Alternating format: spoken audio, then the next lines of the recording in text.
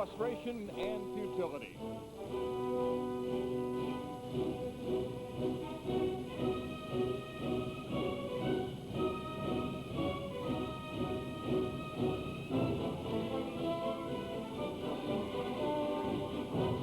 But the 4-2 Dallas Cowboys are on the way up, and they return to greatness as America's team.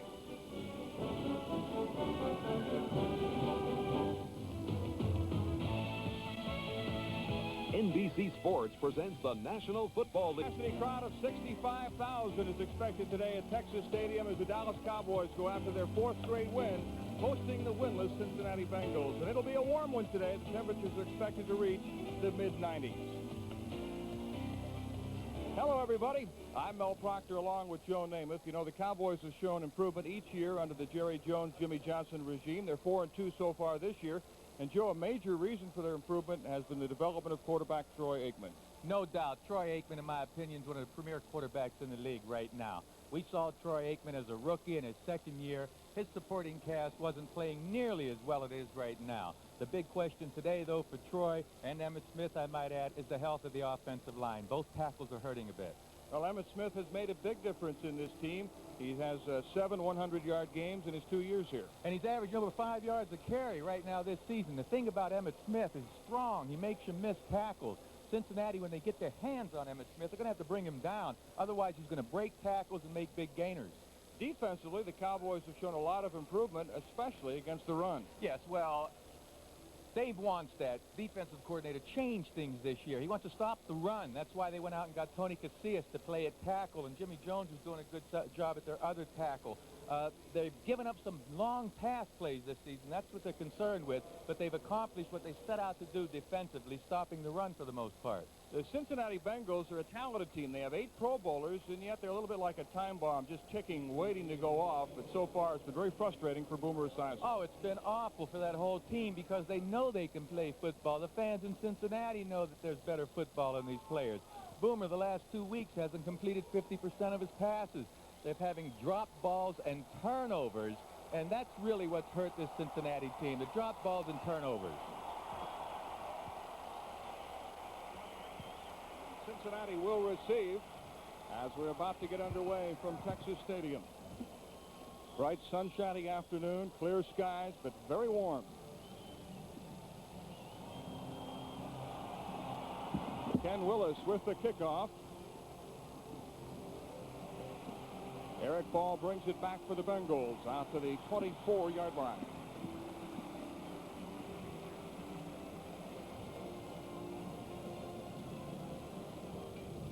Dr. Pepper and your local Dr. Pepper bottler bring you this NFL game. First down for the Cincinnati Bengals at the 25-yard line. And, Joe, both coaches agree the first quarter is very significant in this game. The Bengals feel that they've got to score early, cut down on their mistakes, which is what they didn't do a week ago. The Cowboys feel that if they're even with the Bengals at the end of the first quarter, they've got a chance to win. As Esiason swings it to Brooks. Brooks to the 30-yard line, a pickup of 5 yards. Offensively, the 10-time Pro Bowler Anthony Munoz anchoring the Bengals offensive line. Fine center in Bruce Kazurski. In the backfield, Esiason, Brooks, Holman, Eddie Brown, all former Pro Bowlers. 5 former Pro Bowlers on offense, 3 on defense. When they go to 2 tight ends, Eric Caddis will check in to join Holman. Second down, 5. Harold Green and James Brooks are the running backs. Brown and McGree are the wide receivers. This is Harold Green trying to get outside. Brought down to 31 by the left cornerback, Isaac Holt. Defensively for the Cowboys, it's Colbert, Casillas, and Jones up front, along with the pass rusher Jim Jeffcoat, Norton, Del Rio, and Smith, the linebackers. A marked man today will be number 30, Isaac Holt. Rookie corner Larry Brown has been playing very well, and Ray Horton has been the big play man each of the last 2 weeks. When they go to the nickel, Hendricks, Williams, and Bates check in. 5 defensive backs in this situation, with Stubbs joining the front 4. Third down, 4 for the Bengals. The pitch to Eddie Brown, setting up in the backfield. And he's got a first down. Now that's some of Sam Weich's good offense. Putting Eddie Brown back there in the backfield, the Cowboys immediately were a little bit thrown off defensively. What are you going to do with the wide receiver in the backfield? Who's going to cover him? You see there's a big corner open out there. Jatan gets out there to throw a block, and Walter, nice little play for the first down. And more importantly, I think it's telling this Dallas Cowboy defense that we have some gimmicks for you guys that you're going to have to stop. First down for the Bengals. Boomer Esiason has thrown only 4 touchdown passes. He's been intercepted 7 times this year.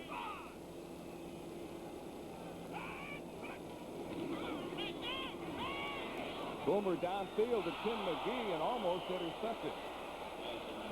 They go right after Isaac Holt, who's been a marked man every week. He had a big game last week against Green Bay, but the Bengals are going right after him. Well, McGee's open. Esiason's off target here. He throws the ball a bit behind McGee for whatever reason. Holt nearly comes up with the interception. He is the right guy, by the way. Mel Holt, as we're talking, is the guy to pick on because he does bite on a short move, and he's been beaten deep this season. But he had a good game last week up at Green Bay. But he has given up some big touchdown passes this year. Second down and 10 for the Bengals. Brooks breaks the tackle and rips off about 9 yards. Eddie Brown threw a good block for him. Jack Del Rio, the middle linebacker, on the stop.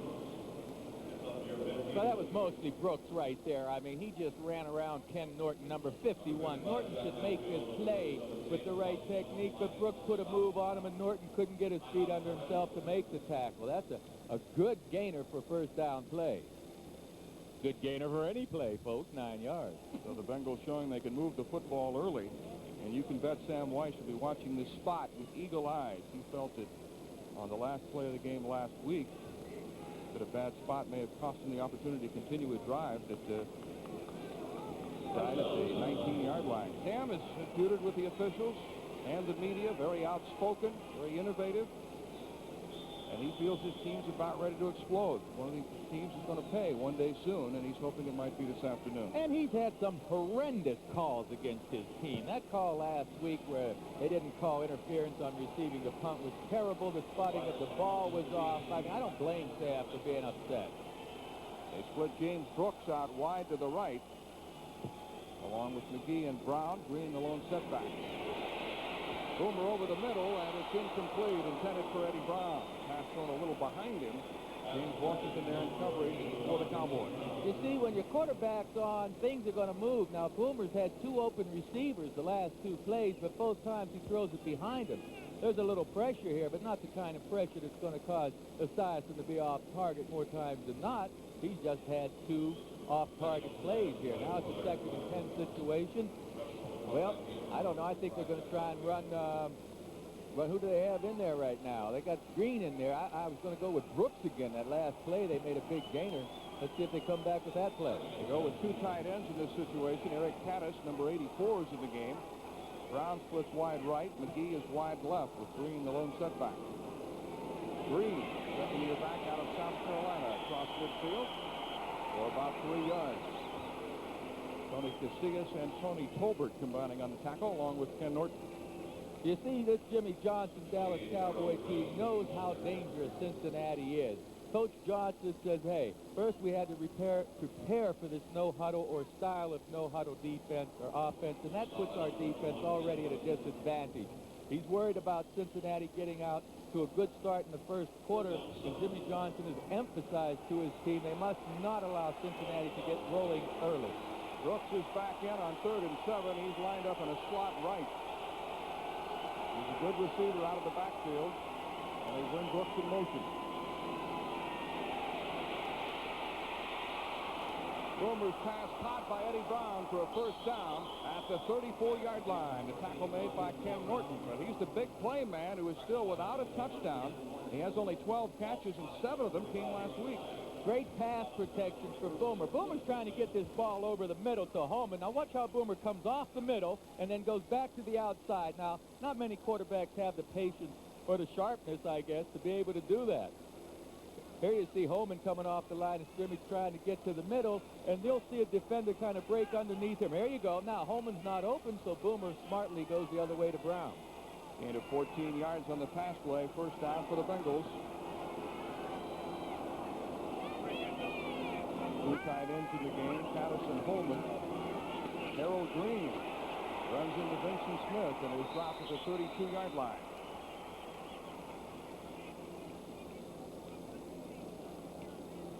Talked with Anthony Munoz yesterday. He says, hey, we're going to play loose. Check out his block, number 78. You see this cut block beautifully. Takes Jones out of the play. Big man has got a lot of finesse and a lot of football left in him, a lot of desire left in him. He said, we're going to go out there not worried about making mistakes. We want to have some fun. Just let it all fall out and get after him. Munoz underwent rotator cuff surgery last year. He says he's in good health and feeling well and looking forward to this game. 2nd down and 8. Brooks is back in. Eddie Brown in motion. Boomer to Brown, who makes a leaping catch, and he's out of bounds at the 28. Chased out by James Washington. And the IPT 10-minute ticker. Cleveland and Washington, that should be a good one today at RFK Stadium, the nation's capital. Well, that's a busy place these days, isn't it? That's awful. Yes, it is busy. Let's see where the best game is this week. Say, Esiason's been on target with his last couple of throws. You know, that was a great catch by Eddie Brown, reaching up there with one hand and making the play. Now the Bengals in the no huddle, but the fans are trying to make it difficult for Boomer to call a play. Yeah, well, it's not going to affect that little sugar huddle when those guys are up close there. The noise doesn't bother them. It's one of the good reasons for using it. Boomer better hurry. Just gets the play away. Brooks. Not much there. Robert Williams, the nickelback, making the stop for the Cowboys. Yeah, but you see how Brooks kind of stopped, pivoted, turned around, and got upfield to gain a couple of yards. Brooks didn't have the blocking that I'd like, but watch this little pivot when the defender gets close to him. He saves a couple of yards and nearly makes the first down. Looky there. That's pretty nice. But the Bengals will have to try a field goal on 4th down. Jim Breach, who has scored in an NFL record 172 consecutive games, will try a 45-yard field goal with Lee Johnson holding for it. Breach has made 4 of 5 this year. It's on the way, and it is good. And the Bengals take the lead. I'm sure a little disappointed they didn't get a touchdown, but they'll settle for the 3 points on a 45-yard field goal by Jim Breach. Offs will kick with Derek Shepard and James Dixon, who is second in the NFC in kickoff returns, but there will be no return on this one. What a kick. Offensively, Joe, at tackle, Alan Weingrad moves into the starting lineup in place of the injured Mark Tuine. Nate Newton is not at full strength. He twisted his knee last week. Emmett Smith having a great year on a pace to break the club rushing record. Novacek had a career day last week, 11 catches for 141 yards, and they go to their 3 wide receiver offense, which we have dubbed the no-name. Kelvin Martin, who has a name, Kmart. Kmart, how did he get that name? How did he get Kmart? Huh? It's short for Kelvin Martin. There's no real story behind it. We sent our investigative reporters in to find out, and that's all we could discover. You're kidding, just because it's Kmart. That makes sense. Nothing catchy like Broadway Joe, just Kmart. Yeah, oh my goodness. Brought down by James Francis. The pass intended for the tight end Novacek. Check number 50 out. If you're on the left side of your screen, he gets back in coverage. He gets a hand on the ball. Nearly picks it off. It was not a good throw by Aikman. Had Aikman had the ball out in front of Novacek, it would have been complete. Mitch, Crumry, and Grant up front. Francis, an outstanding young linebacker. Leo Barker starts this week in place of the injured Kevin Walker, who hurt his knee last week. Phillips and Thomas at the corners, and a 3-time Pro Bowler Fulcher in the backfield. Emmett Smith on the carry. That Tim Crumry got right in there. Now, he's not having the kind of season he's used to having numbers-wise, but Crumry is the kind of guy you want on your team. He keeps things charged up in practice. He makes guys give 100% plus. He still has a pin in his leg. He's not his old self, but look how he fights through the outside of a double team to make the tackle on Emmett Smith. Sam Moy said he may not have the lateral movement and quickness he possessed before the leg injury, but he's still a great asset to our football team with his enthusiasm and the intensity he brings. 3rd down 10. Aikman under pressure, gets a wobbly pass away, almost intercepted by Ricky Dixon.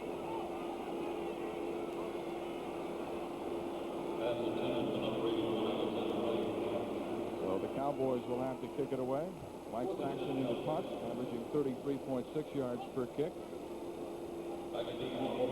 Real good pressure by the Bengals that time. Two objectives the Bengals have on defense: stop Emmitt Smith, put pressure on Aikman. They did just that in this series. Mike Barber awaiting the kick. Wide receiver who runs back punts. Cincinnati leading 3-0 in the first quarter. The Cowboys unable to move effectively, and Saxon gets it away. Barber at the 35 looking for blocking, and brought down at the 45-yard line. So with 7:16 remaining in the first quarter, it's Cincinnati 3 and the Dallas Cowboys nothing.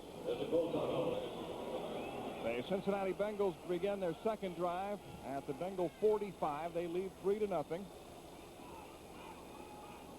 The Cowboys have won 2 of the last 3 played here in Texas Stadium, but the Bengals have won the last 2 in the series. Harold Green with no place to go, brought down the 46-yard line by Tony Tolbert and Tony Casillas. We got an 0-5 club in Cincinnati playing a pretty good team against Dallas at the NFC, and you see what happened in '90. They split. Now, this year so far, that NFC has an edge. It's a long season, and I look for this series to be closer. But right now, I think the NFC has more better teams playing in the NFC, certainly, than the AFC. Certainly, the AFC's Cincinnati Bengals aren't playing up to their potential. On 2nd and 8, the Bengals have 2 tight ends in the game, Holman and Caddis. Green in the slot left with McGee and Brown, the wide receivers. And Boomer back to throw. And his pass is complete to Tim McGee for a first down near the 38-yard line of Dallas. Larry Brown on the tackle.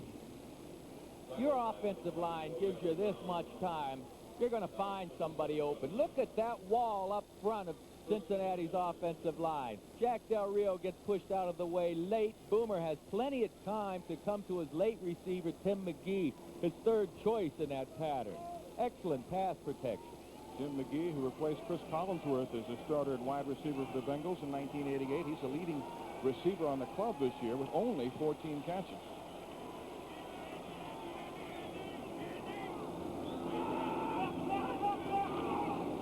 Harold Green hit by Ray Horton coming up in the secondary to make the stop. Horton, the ex-Bengal, acquired as a Plan B free agent from Cincinnati 2 years ago. You know, I asked Ray yesterday about any ill feelings he might have toward the Bengals. He said, no, man. Hey, I had a good time there. You know, I might be a little more hyped up if this were 2 years ago or so when I first came to the Cowboys, but now I'm a Cowboy. You know, they're just another opponent to me.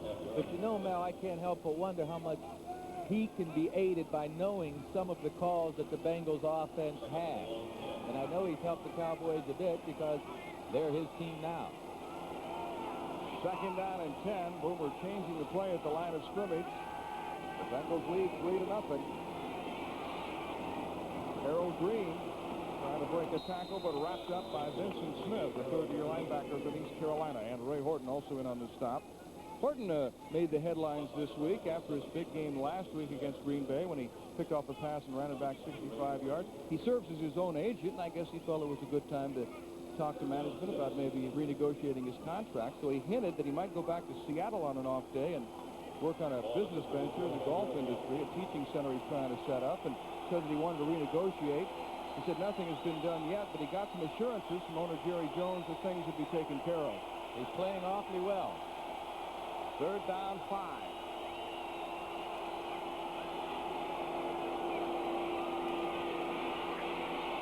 Boomer's pass is complete to Craig Taylor. And Taylor appears to have first down yardage at the 25. Taylor was involved in a key turnover last week, driving for a touchdown early in the first quarter. The Bengals drove down to the 3-yard line, and he fumbled. Taylor in there apparently because Eric Ball is hurt. He's being taken off the field. Didn't see what happened to Eric Ball. We'll get the report as quickly as possible. But right now, the way this first quarter is going, it's going the way Sam Weiss wants it and the way Jimmy Johnson doesn't. Jimmy Johnson said they're 0-5. We can't let them breathe in the first quarter. Maybe they'll lay down a bit, but they're not going to. James Brooks trying to get outside. And he gets to the 16-yard line. The Bengals throwing effectively and running well as they continue this drive.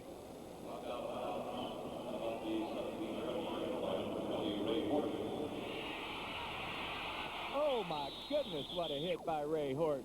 That's what it sounds like, and you get an idea what it might feel like getting hit like that. Wow, I bet you could even hear that at home. That was so hard. Wow. Only if you have the volume turned up on your television. Ah, well, I would think so with us doing the game now. My goodness. Speak for yourself. I am.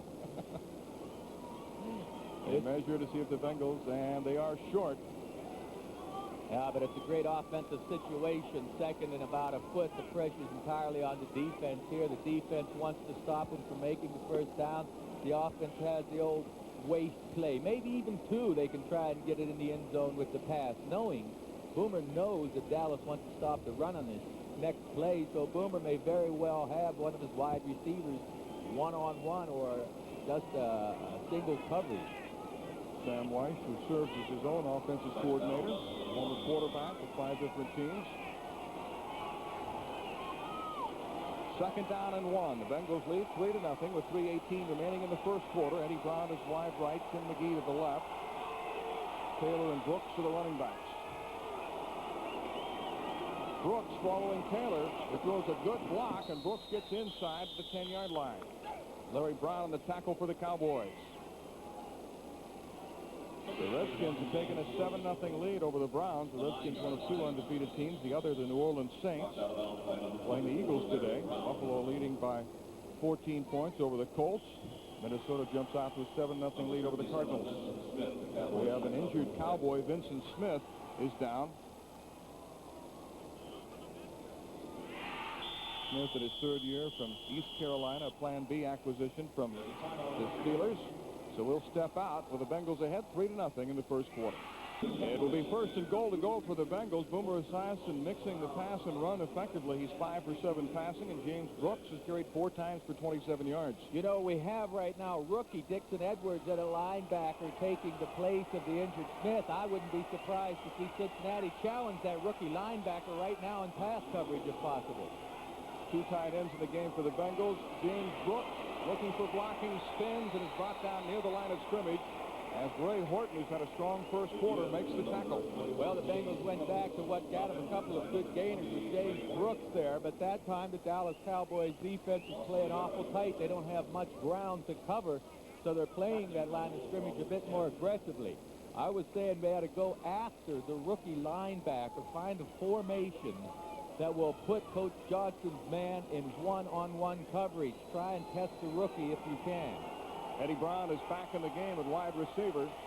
Loss of a yard in the previous play, so it's second and goal from the 10. They line up Brooks wide to the right. McGee is in motion. Boomer to McGee, knocked out of bounds at the 4-yard line by Isaac Holt. Pretty good gainer, but Boomer's just a hair off. If Boomer has his ball out in front of McGee, it's a little more yardage they're going to get. Boomer completed one earlier to Green, who's behind him. They gained yardage, but not as much as they could have. If this ball had been the other way, McGee maybe could have taken it in the end zone. Well, the Bengals have experienced a lot of frustration down inside the 5 this year. 4 times they fumbled the ball away inside the 5-yard line, including in the first quarter last week. 3rd and goal. Brooks. Touchdown Bengals. James Brooks with his 2nd touchdown of the year as the Bengals go up 9-0. Oh, Coach Johnson's not happy with this. Let's check out Anthony Munoz, number 78. See who he gets. He blocks to the outside on Ken Norton. Drives him back and stays with him, and Reimers does a good job of getting in the end zone with his man. Excellent blocking for James Brooks and Boomer Esiason by his offensive line this first quarter. The Cowboys had gone 14 quarters without allowing the opposition a rushing touchdown, but Brooks puts it into the end zone, and Brees kicks it through to make it 10-0 Cincinnati with 1:50 remaining in the first quarter from Texas Stadium. Game the way you expect to see it, not the way the season's unfolded so far. The Bengals supposedly are the better team. If you didn't know they had an 0-5 record and you saw these 2 teams play or knew they were going to play, you'd make the Bengals favorites. Brooks touchdown run capping the last drive. James Dixon brings it back. He's dangerous, but good coverage downfield by the Bengals as the tackle was made by Ed Brady at the 15-yard line. Take another look at that touchdown in a minute. I'd say that offensive line of Cincinnati's is doing some job up front, both in pass protection and opening the holes for the running game. Take a look at the touchdown, the left guard and left tackle there. Reimers and Munoz open a hole. Westbrook cut back smartly right there. Ray Horton couldn't get around the block of Anthony Munoz. Munoz actually screened 2 players that time with his block. First down for the Cowboys. Emmett Smith and Darrell Johnston are the running backs. Cowboys ineffective on their first possession. The pitch to Smith. And Emmett Smith out to the 18-yard line where James Francis and Carl Zander bring him down. Smith carried 32 times a career high last week against Green Bay and rushed for 122 yards. And that was against the league's best rushing defense. The Packers had allowed an average of only 2.5 yards per carry going into that game. Yeah, Smith broke out more the second half, but again, as we mentioned at the beginning of this game, Nate Newton's not 100% at right tackle. His leg's hurting him. Left tackle, we have Vinograd, and school's out on how they're going to perform today. Second down, 7 for the Cowboys.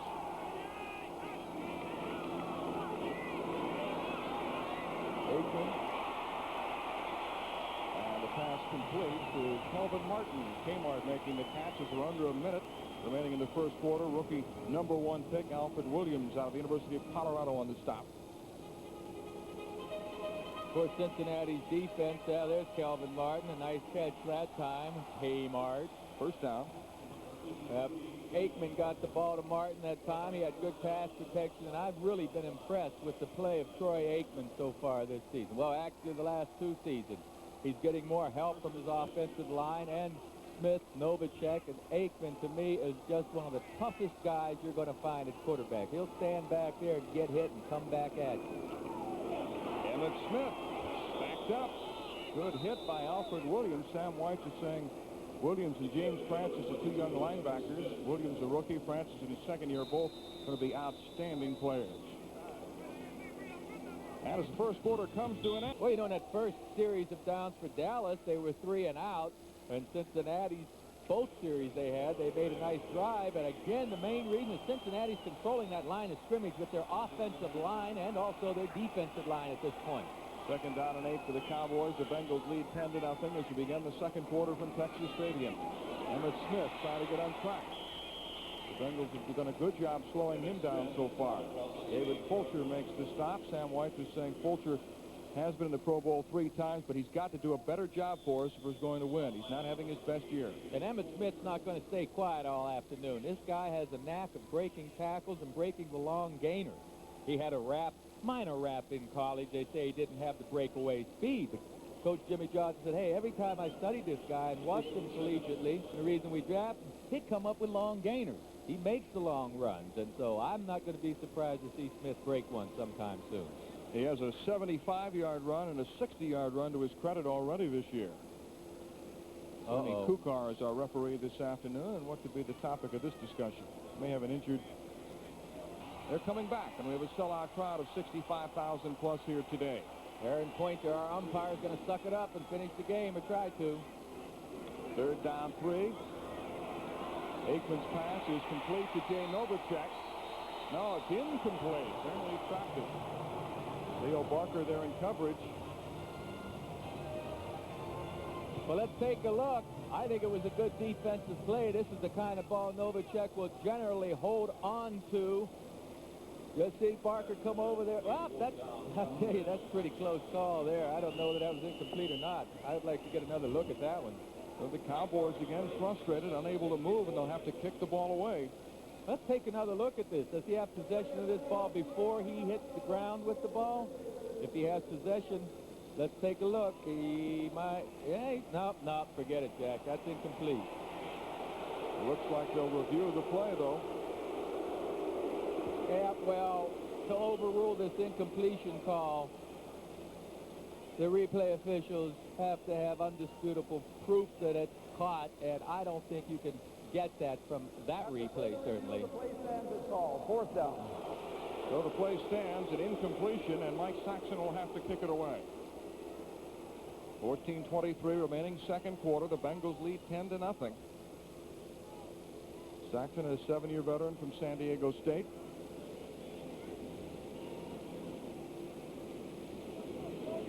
Kicking to Mike Barber. Good kick. Barber signaling for a fair catch. And the Bengals will begin this drive inside the 20.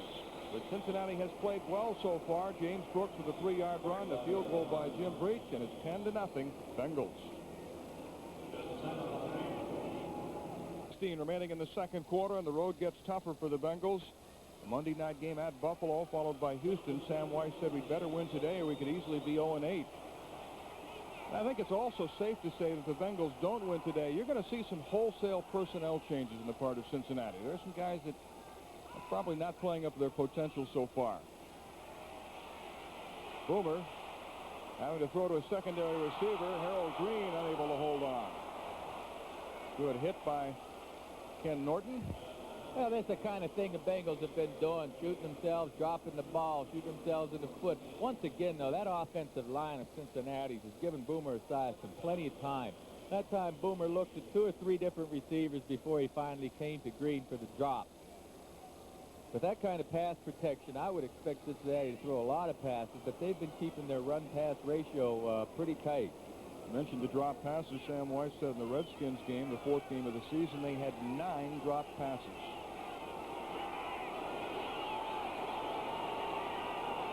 James Brooks back in as the lone setback. Brooks. Chopped down nicely by Mickey Pruitt, who was just activated today. Pruitt, a backup linebacker. The Dr. Pepper 10-minute ticker. The Browns have tied the Redskins 7-all in the second quarter at RFK Stadium in Washington. Philadelphia leading by a field goal over the Saints, who are unbeaten. Buffalo 14, the Colts nothing, and the Vikings up on Phoenix 7-0 in the second quarter. Yeah, those first 2 scores are a bit of a surprise. I know it's early, but Cleveland with Washington neck and neck is a surprise, and certainly Philadelphia without Cunningham or McMahon leading New Orleans is a big surprise. 4 wide receivers in the game now for the Bengals. On 3rd and 11, Boomer from the shotgun. Incomplete. Intended for either Mike Barber or Tim McGee. Both were in the area, and the Bengals will have to kick it away. Oh, Boomer's upset. Barber had the deep pattern. He got spun around and turned around. Maybe you'll be able to see this. There's McGee going downfield, and let's check out Barber coming into view. It looks like Barber's going to be able to break, but he tripped up and pulled up. You see how he turned around right there, and Boomer threw the ball downfield. Miscommunication between Boomer and Barber. You got to keep running when you get back there. You can't turn around and stop unless the quarterback's scrambling. And your quarterback, Esiason, in this case, is releasing that ball while Barber's still heading upfield. Lee Johnson will kick it away to Derek Shepard. Good driving kick. Shepard will take it at the 30. He had a chance to break that one for a big gainer, but is tripped up at the 42-yard line. A 53-yard kick by Johnson, but Boomer is upset.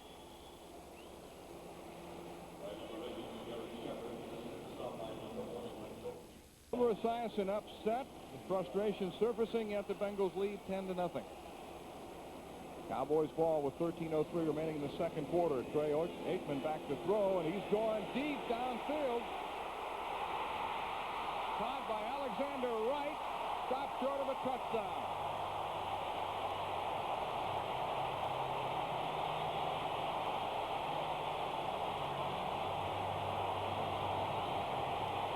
Alexander Wright on the left side of the screen is going to end up in the middle. He'll beat Thomas to the middle. Where's Dixon, the free safety? Not back there. Dixon, 29, should have been back there, I believe, getting some help in the middle of the field. Eric Thomas beaten to the inside. Good pass protection. You see Aikman still standing and watching the finish. First and goal for the Cowboys at the 3-yard line. A 53-yard pass play to Alexander Wright. Emmett Smith trying to take it in. He's stacked up by Bernard Clark, number 57, backup linebacker. Alfred Williams also in on the tackle. But Alexander Wright has been somewhat of a disappointment this year. He has great tools. He was clocked in the 40 at 4.09 seconds, which is incredible. He bench presses 385 pounds. He has a 37-inch vertical jump, yet he held out in training camp last year, and last season was really a washout for him, and Jimmy Johnson has been waiting for him to produce, and he has. That's right. That's a big feather in his cap, that last play, because Wright hasn't been contributing as much as Jimmy Johnson would like. Jay Novacek in motion. Play action by Aikman on the rollout. Trying to take it in himself. Touchdown.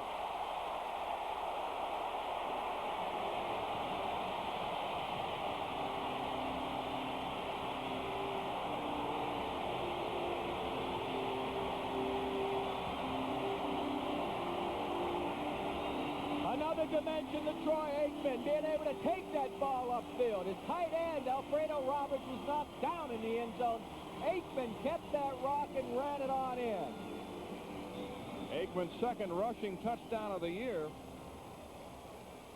And Ken Willis to try the point after. He is perfect, 13 for 13 this year. Jay Novacek holding for him. Cowboys finally get their offense on track, and it's 10-7 Cincinnati. On the right side of the screen, 87, Alfredo Roberts will be down on his hands and knees, and then he gets up and gets covered, and there you go, Troy Aikman into the end zone.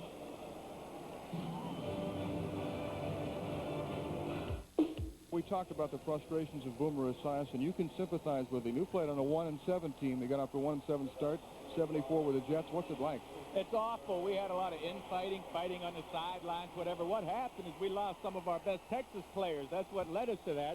We had Jim Hudson, a strong safety, Pete Lamons, a tight end, guys that played for the University of Texas. And when we lost those kind of guys, our team went downhill.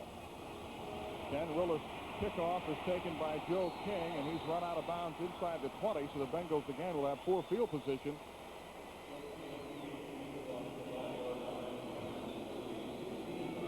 We understand the Cowboys' fine young linebacker Ken Norton has been taken off the field with an injury to his arch. Well, you know what? You know what? That's two linebackers that are out right now for Dallas, and then they're going to have two young linebackers in there filling in for him. So I would look for Sam Weiss, being the expert that he is, to attack Jimmy Johnson's linebackers. Try to get those guys on man coverage, see if they can cover the substitutes. They're not as good as Norton or Smith that's out, so you want to test them. Derek Brownlow, a 237-pound rookie from Illinois, has replaced Norton. Boomer Esiason to throw over the middle to his tight end, Rodney Holman, and he's brought down to 29-yard line. Okay, Esiason did the right thing there. He's throwing in an area of linebackers between Derek Brownlow and Del Rio. Del Rio has the side of the field here, and you'll see Brownlow come into play. He just splits the seam right there. Even though Brownlow and Del Rio make the tackle, they're leaving a hole in the center of the field. I look for Boomer Esiason to keep attacking these linebackers. Gain of 13 yards and a first down. James Brooks and Harold Green are the running backs for the Bengals. McGee and Brown, the wideouts. Boomer changing the play. Going to have to hurry to get this one off. And it just does. Brooks trying to cut back, brought down to 32.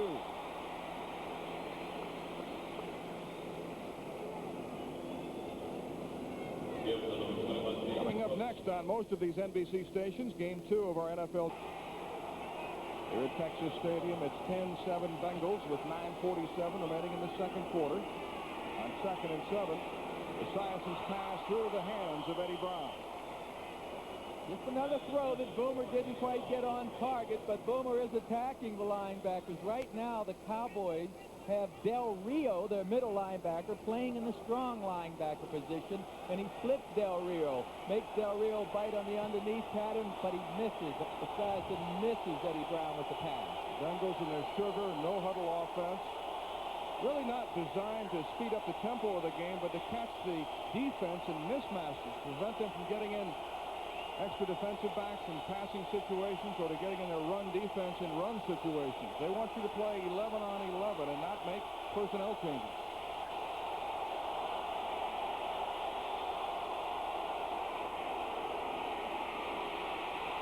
Boomer gets belted, and there's a penalty marker down as his pass is incomplete.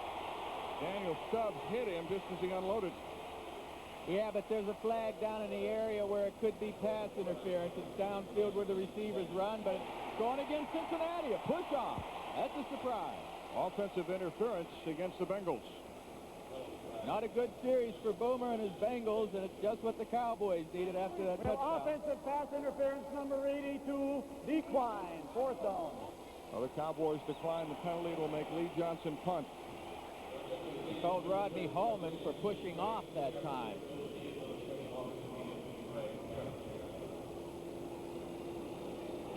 Derek Shepard is back deep awaiting Johnson's kick. Lee was a barefoot punter when he first came to Cincinnati, but now kicks with a shoe. He said he can't kick the ball as far as he did before, but has better control. And a warmer foot. He gets off a good kick. Derek Shepard inside the 20. Tripped up at the 23-yard line. So with 9:27 remaining in the second quarter, it's the Bengals 10 and the Cowboys 7. The screen. Watch how he bumps in the base here now. When he gets his arms up a little bit, it's called. But look how late this flag's going to come in here. Well, he's running a little more. Now the flag comes in. That was a lousy call. First down for the Cowboys, the Dallas 23. Emmitt Smith, who has only 11 yards, picks up a couple. To the 26-yard line from Ryan Mitz on the tackle. Dr. Pepper 10-minute ticker. Shows the Redskins leading the Browns 14 the Cardinals. Second down 5 with 8:59 remaining. Second quarter from Texas Stadium. It's 10-7 Bengals. Darrell Johnson and Emmitt Smith, the running backs for Dallas. Aikman complete to Michael Irvin. Brought down at the 34-yard line by inside linebacker Carl Zander.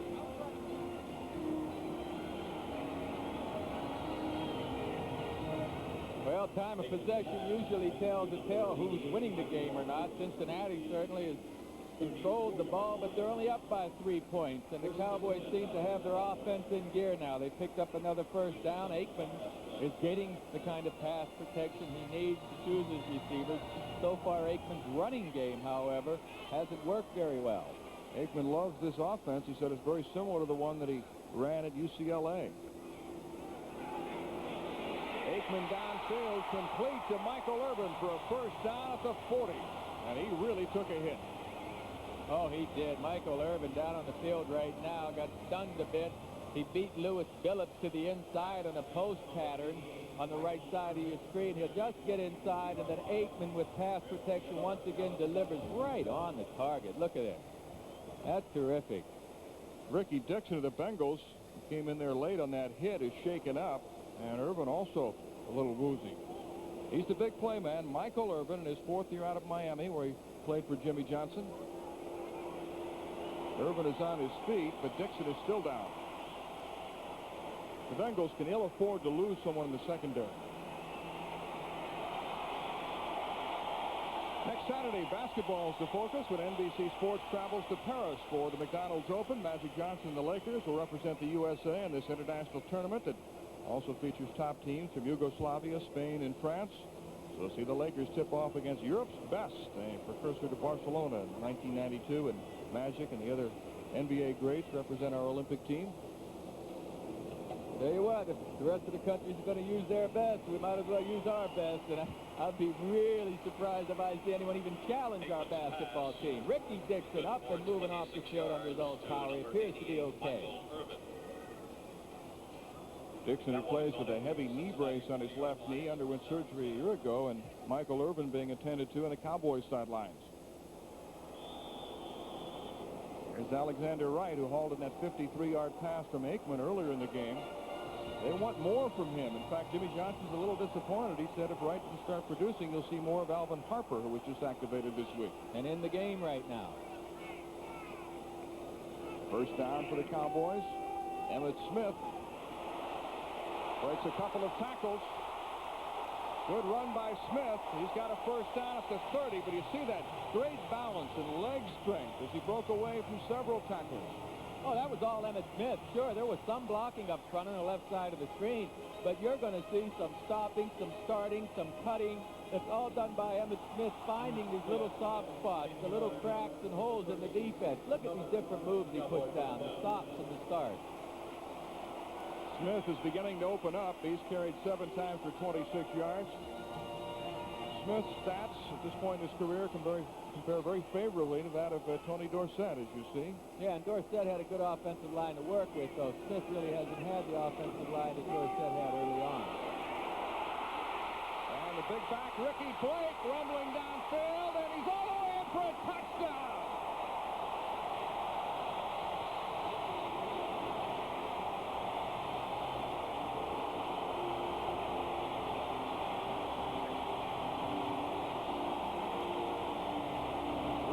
Blake, who played in the World League of American Football and the Canadian League. They call him Amtrak because he runs like a train. And that was a Metroliner into the end zone. His first carry of the day. And the Cowboys take the lead.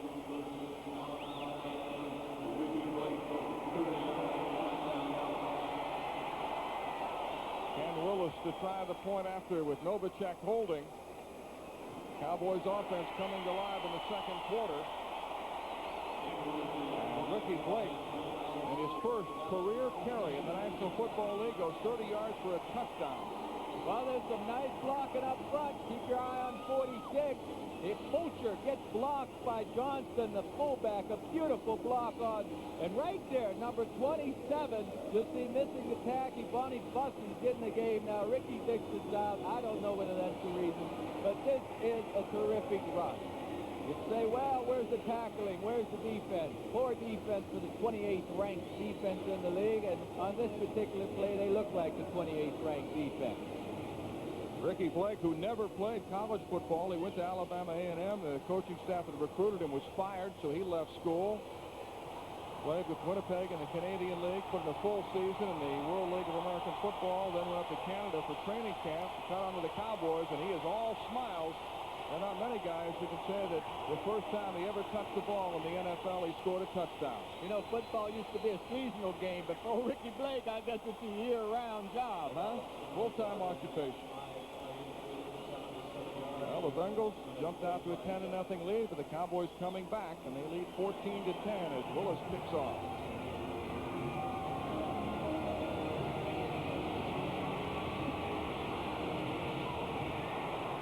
Joe King brings it back to the 25-yard line.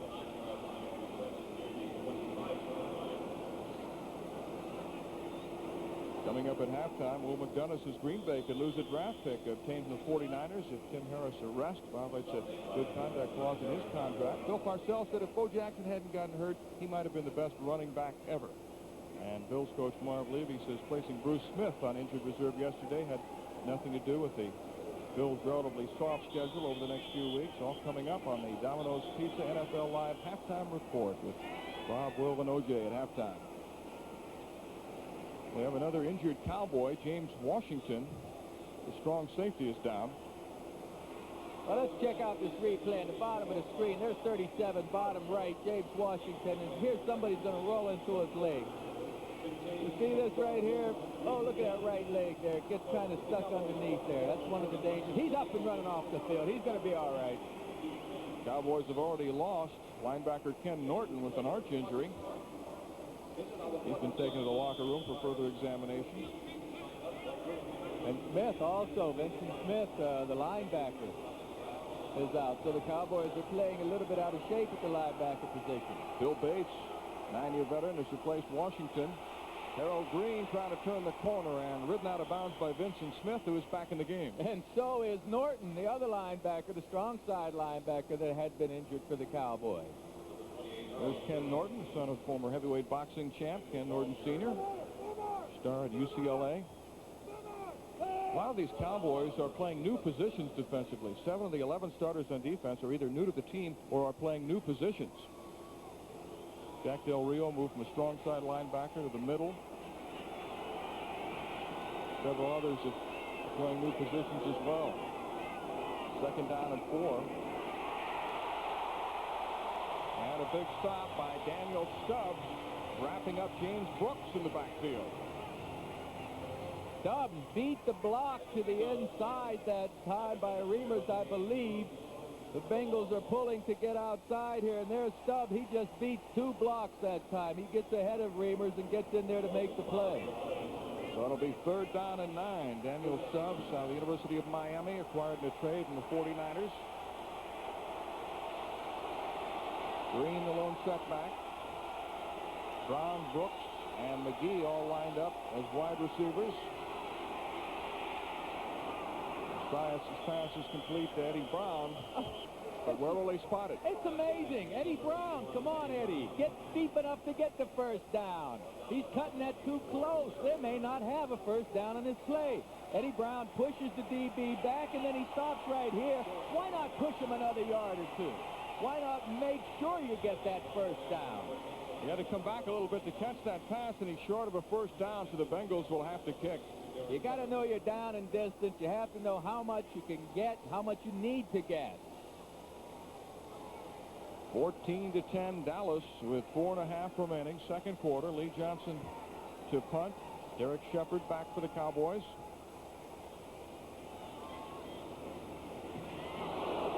Another good kick by Johnson. Shepard at the 12.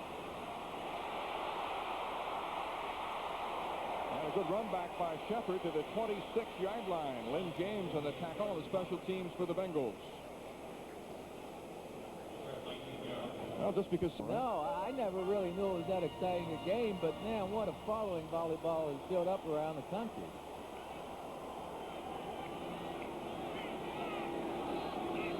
First down for the Cowboys.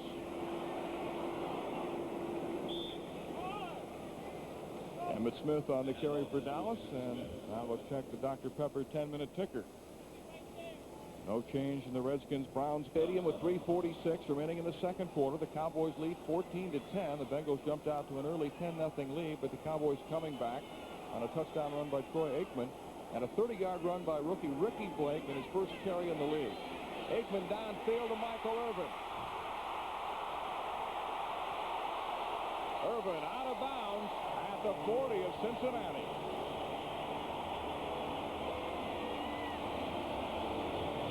Excellent pass protection by the Cowboys. Irving runs downfield and beats Eric Thomas to the inside. Thomas nursing a bad right knee, but still playing nevertheless. You see how quickly Irving breaks that pattern off and then does what he does best, run with that football after he catches it. The big play man.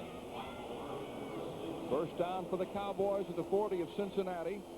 Alfredo Roberts, tight end, 87, checks into the game along with Alvin Harper, who was out last week with a neck injury.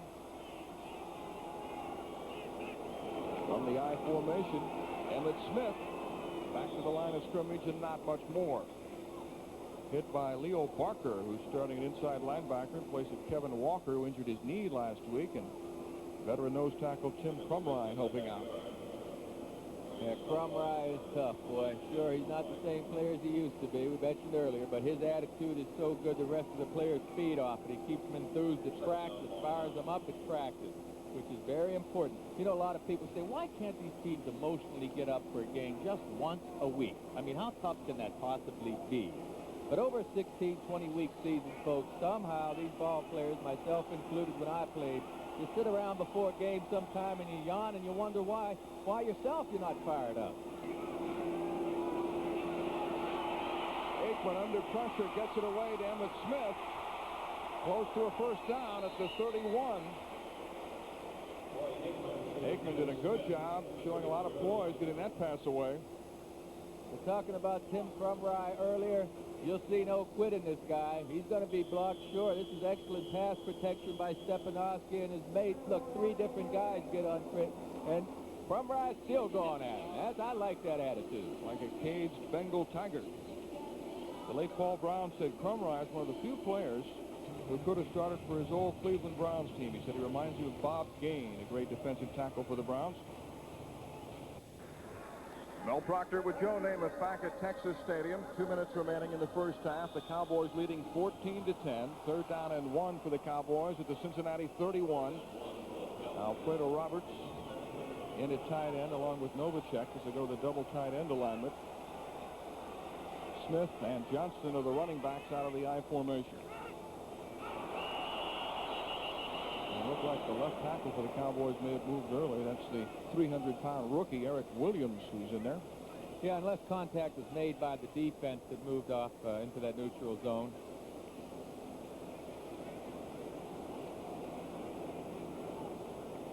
Bernie Kukar and his crew conversing. Encroachment, number 96 on the defense.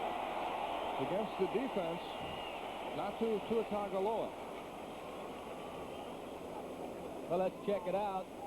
Number 96.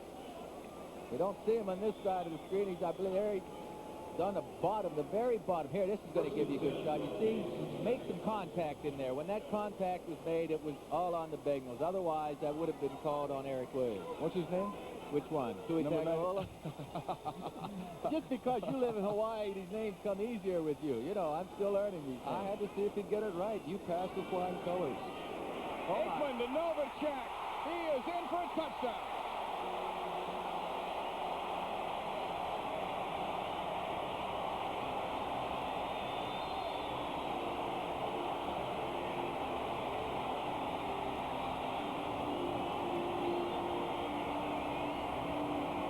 Novacek, who had 11 catches last week against Green Bay. Jimmy Johnson said he's really a big wide receiver playing tight end. Well, he beats Ricky Dixon to the inside, and there's no one in there to help out. No one deep. Novacek, you're not going to keep this guy quiet all day. They're going to throw that ball to him because they know he has good hands, and he's a wily receiver. He knows how to get open. He entered the game leading the NFC in receiving. And the Cowboys have really opened it up in the second quarter after Cincinnati scored 10 quick points. Dan Willis' kick is perfect. So at a minute 55 remaining in the first half, it's now 21-10. Dallas.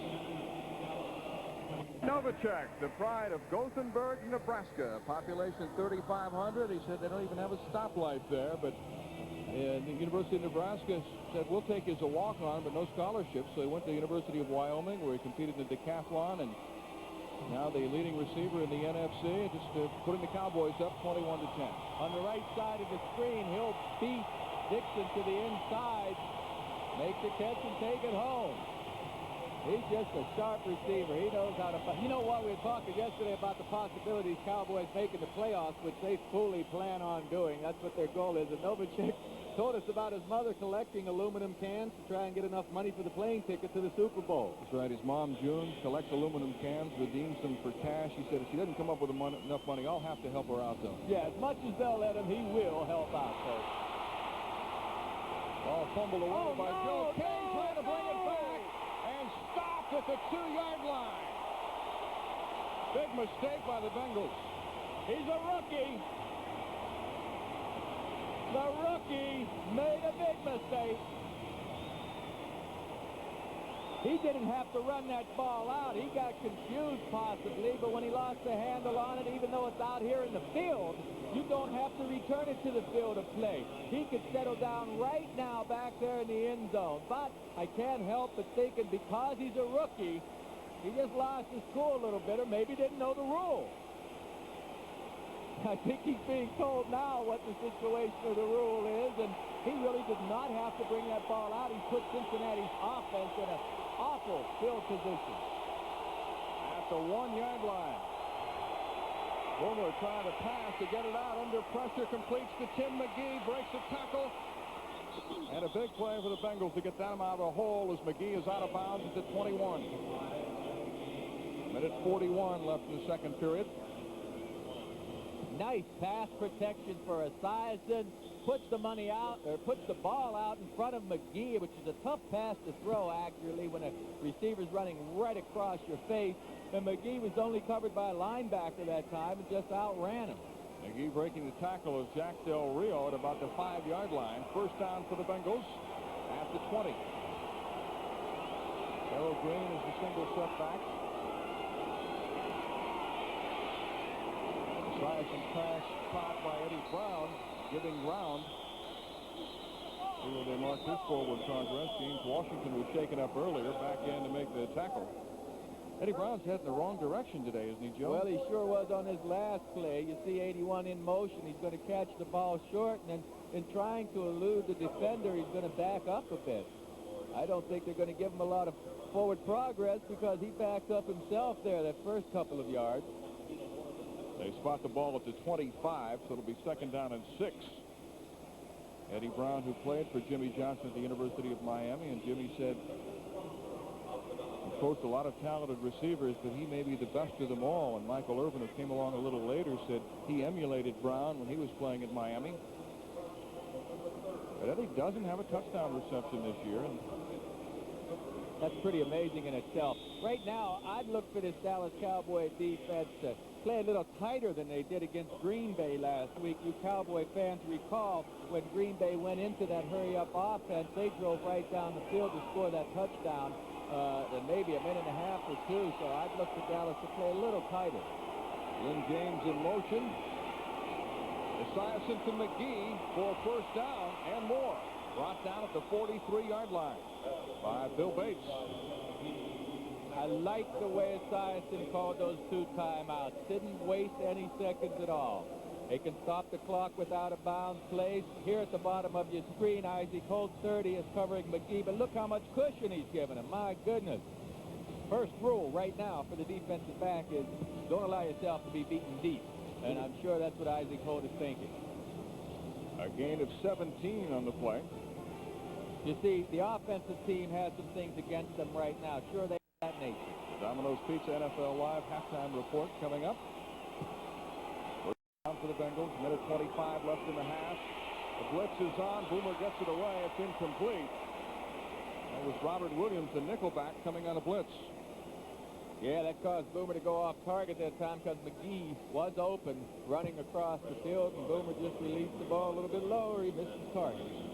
Boomer Esiason has completed 12 of 19 passes for 118 yards in the first half. I'll tell you, this momentum, it's very important, folks. Cincinnati needs to have some momentum going in at halftime. If the Cowboys maintain the momentum they've had this half, I think you're going to see the Cowboys more or less take it the second half. Cincinnati has to get something on this drive.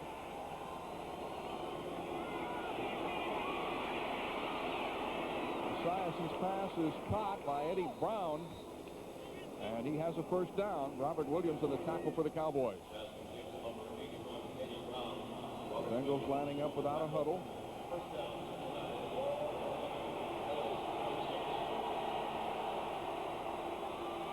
Boomer in trouble. Gets it away, but it's going to be a sack. Tony Casillas had Esiason.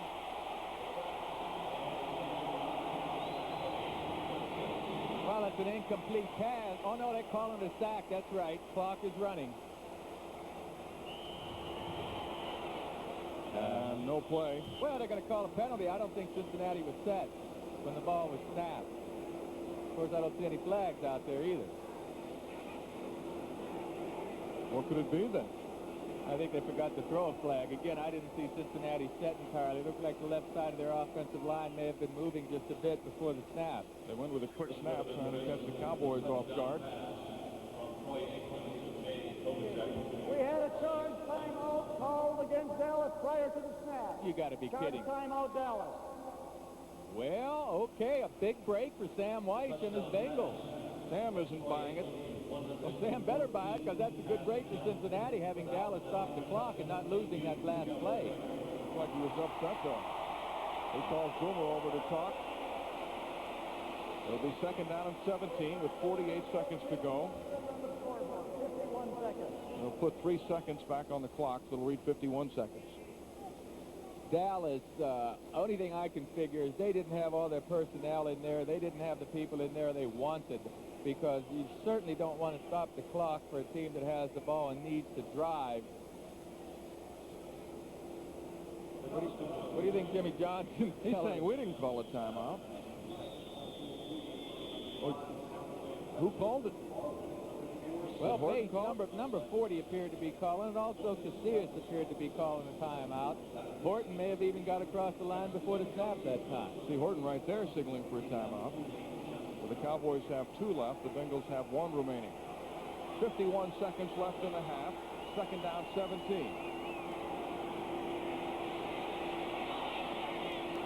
Brown trying to hold on and does, but again, giving ground with a juggling catch. Oh, a classic example of taking your eyes off the ball, turning your head, looking upfield before you had that ball secure in your hand. I'm surprised to see a receiver of Eddie Brown's caliber make that kind of error. Bengals still have one timeout left. 3rd and 15. High snap. And a penalty marker down. Apparently didn't get the play away in time. Well, I guess it depends on whose side you're on, folks at home, but this series has been ugly for the Cincinnati Bengals and getting uglier. If they, on 4th down, they can go for the first down, even if they're not in field goal range, given enough time. Eric Caddis in motion. They stay on the ground to Harold Green. Conservative call. And brought down to 41. Kenneth Gant makes the tackle for the Cowboys. And it'll be 4th down, and the Bengals will take a timeout. Their last timeout. Pickup of 17 yards in that run by Harold Green. Well, you have 11 seconds left here. 4th down, you either go to the end zone with the ball because there are Brooks, Brown, Caddis, and Holman, 2 tight ends in the game, with Caddis lined up on a slot right.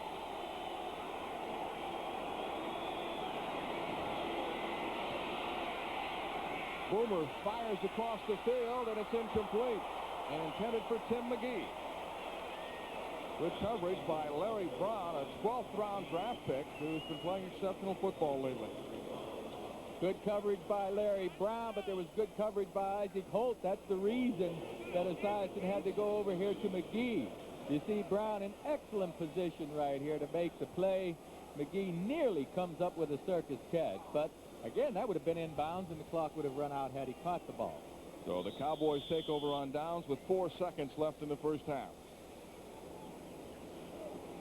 This game had a promising beginning as far as the Bengals are concerned, jumping out to a 10-0 lead, but the Cowboys got their offense rolling in the second half. Aikman with a touchdown run, Ricky Blake in his first NFL carry going 30 yards for a touchdown, and then Aikman hitting Jay Novacek for a touchdown. Well, I'd like to see him go deep here. I don't know why they wouldn't want to try a long out, but they run out the clock and take that 11-point lead. So really 2 different games in the first half. It was all Cincinnati in the first quarter. Dallas dominated the second period. So it's 21-10 Cowboys at the end of the first half from sold-out Texas Stadium. Let's go to New York and Bob Costas.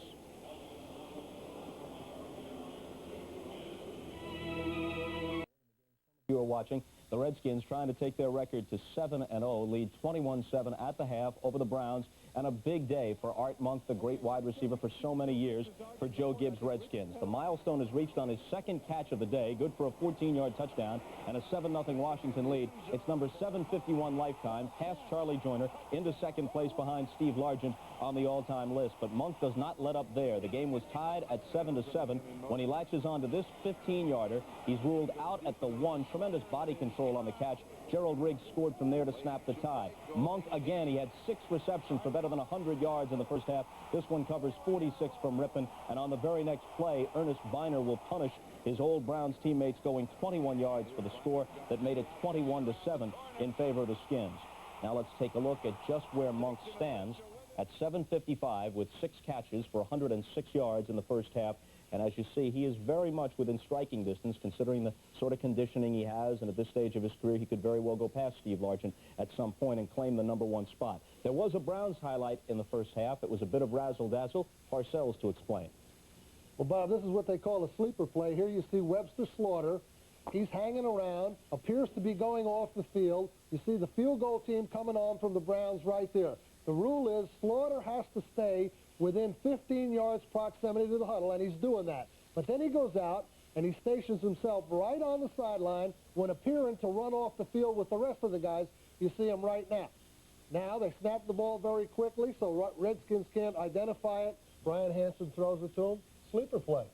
Bill Belichick had been very conservative up to this point in the season, but he decided to throw caution to the winds here, even though they're trailing by 2 touchdowns. You can't say he's played it too close to the vest. He tried the onside kick. He went for it on 4th down, and he tried this. Yeah, that's exactly right. That's a play we had run with the Giants against Green Bay in '82, and Philadelphia Eagles ran it against us a couple of years ago. Speaking of the Philadelphia Eagles, on a couple of Roger Ruzek field goals, offsetting one by Morton Anderson, they lead it home by a score of 6-3. It's halftime at Veterans Stadium. What do you think of this one? I think it's all Eagles defense. I think they're determined not to let what happened last week to them affect their defensive performance. They're playing very well defensively today. Willie? Well, I think an important thing to remember here is, you watch this game, the Eagles are really blitzing them, and the Saints have lost their best blocker, Haywood. He's not in there today to help pick up these big backs, and I think Philadelphia's taking advantage of that. Buffalo taking advantage of Indianapolis in almost every way conceivable. They lead 28-6 at halftime. Let's take a look at some of the highlights from that game. Eric Dickerson sitting it out and probably just as happy to be away from the carnage out on the field. Dickerson's replacement, Ken Clark, on his first carry, hit by Phil Hansen, fumbles. Shane Conlon recovers for the Bills, and shortly after that, they cash in. In fact, on the very next play, Thurman Thomas, who had 14 first-half carries for 102 yards, goes in for the touchdown, and it's 7-0 Buffalo. We move ahead, still in the first quarter. From the Indy 30, Jim Kelly will hook up with Thomas again. Makes the diving catch for the big pickup, and it led to a Carwell Gardner touchdown a short time later. Now it's Thomas into the second quarter from 7 yards out for the TD, and they had the lead at that point, 21-6. Kelly got his bell rung late in the first half. He was replaced by Frank Reich. Reich immediately throws a 5-yard touchdown pass to Keith McKellar. Now, folks, I have a confession to make. If you caught the end of the pregame show, we have to make our upset special selections, and somehow, I don't know what came over me, I was under the impression that the Giants were an underdog tomorrow night in Pittsburgh. Naturally, I jumped on that. I said, I'll take the Giants. I find out that, obviously, the Giants are the favorite. Well, we've got to come up with some kind of penalty. Are you going to maybe default for the season or relegate yourself to last place up till halfway through the season before you have a chance to come back, or what? I think O.J. had the best idea, which was stick me with Indianapolis today, the biggest underdog on the board. They're about a 20-point underdog. They're losing 28-6. The last time anybody was this big an underdog in the league was 1985, and it was Indianapolis at the Bears. The Bears were about a 20-point favorite. They only won 17-10. That was their Super Bowl year. Well, I think we're going to have to get some kind of consensus on this, though. O.J. doesn't have the authority to operate independently, does he, Will? Listen, the thing that sticks out in my mind is his total lack of leadership. He's supposed to be the big guy in the show. Maybe he's just squeaky clean. He never looks at the line to see what the points are. He's that kind of a guy. Well, I've heeded the NFL's edict about gambling, and I was obviously just operating on information from my staff, and we all know how dangerous that can be. Dallas has the lead over Cincinnati. They've now gone to halftime. They spotted the Bengals a 10-0 lead. They've come back to grab a 20. The ball's been behind a little bit, whatever. Eddie Brown's run a couple of patterns that are questionable, and Dallas made a fine comeback. And a good kickoff by Lee Johnson of the Bengals to start the second half.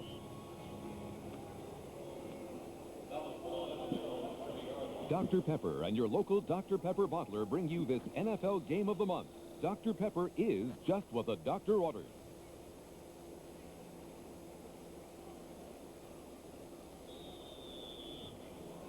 I look at the halftime stats. Things evened up pretty much in the second quarter. The Bengals dominated the first quarter, but Dallas took over in the second period. The stats about even, but what it reflects is that it was all Cincinnati in the first period and all Dallas in the second. First down for the Cowboys. Emmitt Smith stacked up near the line of scrimmage. But he lost the shoe. You see him, Tui Tagovailoa. Very good. So quick and fast, he jumped right out of his shoes that time, folks. Good stalemate by the Bengal defensive line up there. Now, you got Tua Tagovailoa right. Can you say Tuiasosopo? Tuiasosopo, of course. What about Tutupu? Tutupu, I don't mind saying all of them. What about Manama Leoga? Yeah, well, he's not playing today. So Tua Tagovailoa threw a shoe. That's unfair. I shouldn't pick on you like that. I know. You lived in Hawaii for 5 years. Nice throw by Aikman. Aikman to Michael Irvin for a first down at the 36-yard line. Time once again for Troy Aikman to get it downfield, afforded by his offensive line. Look up front. Stepanowski's oh, I'll tell you what, though, Weingrad got beaten by Grant to the inside rather quickly, but that was a short drop and a quick release, that time by Aikman that made the big gainer. Aikman has completed 8 of 11 passes so far. Michael Irvin having a big year, tied for second in the NFC in receiving coming into this game, and has now passed his previous career high in receptions. Tommy Agee, number 34, is in the backfield for the Cowboys, along with Emmitt Smith. Aikman starting to open it up. Incomplete, intended for Kmart. Kelvin Martin, and Kmart closed early. Good hit by Eric Thomas. Yes, Eric Thomas made that play. Aikman went to the right area. Eric Thomas had one-on-one coverage to the right side of your screen. You see Aikman shopping around. Now he goes over here where it's single coverage, throws a good pass. What's Thomas? Thomas? Yeah, well, I see Eric's a little bit happy right now, but they're on the short end of that scoreboard. You guys got to get some points before you can start that flaunting business. I don't think Eric was saying, attention Kmart shoppers. Emmitt Smith brought down at the 37-yard line by Carl Zander, a 7-year veteran from Tennessee.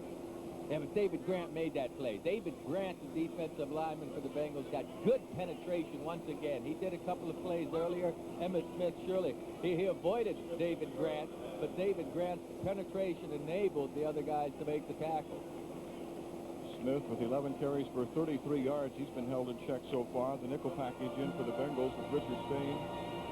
Ricky Dixon coming back in. It'll be 3rd down and 8. Can you imagine having 21 points with Emmitt Smith only gaining 33 yards? And the big play, as we mentioned, has killed the Bengals so far. And Troy Aikman in trouble. David Grant trying to pin him down and finally gets help from Tim Crumry. And a scuffle breaks out. Crumry getting into it with 2 of the big Cowboy linemen. The big guy, Nate Newton, getting leveled, getting up. 332-pounder trying to square off with Grant. What appeared to be a late shot by Crumry was not a late shot. That whistle had not been blown, and the quarterback is still allowed to try to avoid one man. Here you'll see Aikman get under the grasp of Grant, but Aikman still has the ability to shake him loose and maybe make the play. Now there's Crumry, no whistles blown. I mean, to me, that was just a lot of hustle. I don't blame the Cowboys for being upset one bit, but you cannot fault Crumry for continuing on since the whistle wasn't blown. Mike Barber awaiting Mike Saxon's kick. A year ago, that would have been a sack. With the rule change, it was not. Initially, good kick by Saxon. Barber trying to bring it back. Good coverage downfield by the Cowboys. Kenneth Gant making the tackle on the special teams. A 24-yard line. Dallas leading 21-10. James Brooks and Harold Green are the running backs, and it's Green following Brooks. Breaks a tackle of Jim Jeffcoat. Now trying to cut back. Bloomer attempting to block for him. He's got some running room if he can get outside.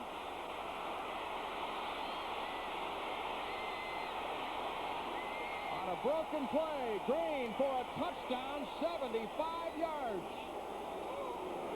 Unbelievable, the run. I mean, it's good penetration by the Cowboys, and Green reverses field, takes it all the way. It stunned this house. It stunned Jimmy Johnson and his defense.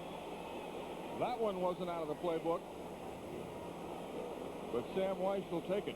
Well, Sam's got a big playbook. I don't know. It was on the back pages if it was. I don't think it was drawn up that way. Tell you what, this play, you may look back at this play in a few games from now and say Harold Green turned things around. Remains to be seen, but that was some run. And it's 21-16 Cowboys. Jim Breed's conversion is good. The Bengals strike first to open the second half. And it's 21-17 Dallas. Green getting some oxygen after that 75-yard run. On the left side of the screen, Jim Jeffcoat gets across there, plays off a block, does a good job of making Green get nowhere. Now Green's coming back. All the pursuit of the Cowboys came over there, which, you know, they wanted to go to the ball, and Green just makes a good cutback and gets a great block from Eddie Brown. Eddie Brown sprung Green with that last block, and here Brown shields off Isaac Holt. Not the way you draw it up on the blackboard, however. It worked better this time than I imagine they had any idea the play could work. Jeff Coates' excellent effort, just couldn't get the handle on Green, and even better effort by Green gets the 6 points. And that run was the longest against the Cowboys this year, a 75-yarder. Green has now carried 8 times for 105 yards. Second year back from South Carolina, taking on the second round a year ago. The second all-time leading rusher in South Carolina history. George Rogers, number 1. Well, this year, Smith had a 75-yarder. Lee Johnson's kickoff, taken by James Dixon, who was yet to break a big one. He's second in the NFC, and he slips. And he'll be brought down inside the 15-yard line. 11:49 remaining in the third quarter. Michael Irvin spits wide to the right. Alexander Wright, who had that 53-yard catch in the first half, is wide left. Agee and Smith are the running backs. Emmett Smith up to the 19-yard line. A gain of 6. James Francis makes the stop for the Bengals. Good play by Emmett Smith, getting up there, making 6 yards. Cowboys would take that every time. I want to see, the last series we had, David Grant figured in real big, getting penetration, beating Vinograd a few times. And that's the position that I think the Cowboys are worried about right now. Their left tackle position is being beaten by Grant, so they're running the ball to the right side. I'd be surprised to see him try to attack Grant on the left side. Alfredo Roberts and Kelvin Martin are back in the game for Dallas. Jay Novacek in motion. And the pass batted down and picked off by Alonzo Mitts. So a break for the Bengals as that pass was deflected, and Alonzo got his mitts on it. Yeah, that's good. Alonzo got his mitts on it. No pun intended, I'm sure. A big break. I'll tell you what, that break was created by Sam Weiss's defense. That was smart, good play by the Bengals. One of the Bengals gets his hands up in front of the ball to be able to break this pass up. Right there on the right side of your screen, Carl Sanders gets in there and breaks it up. And then here's Mitts with the good mitts running the ball back. What a turnaround. First and goal for the Bengals as they try to take the lead. The first turnover of the game.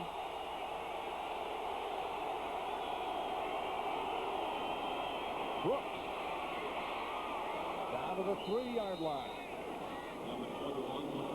Tackle made by Vincent Smith of the Cowboys. Well, I'll tell you, this offensive line of the Bengals has been blocking Jimmy Johnson's defensive front all day long. I think Sam Weiss has had some problems with the accuracy of Boomer early on, maybe with the pass patterns by Barber breaking it off the one time, and Eddie Brown running a little short. But right now, Cincinnati's right back in this hunt. Second and goal to go at the 3-yard line. Eric Caddis checks in as they go with 2 tight ends.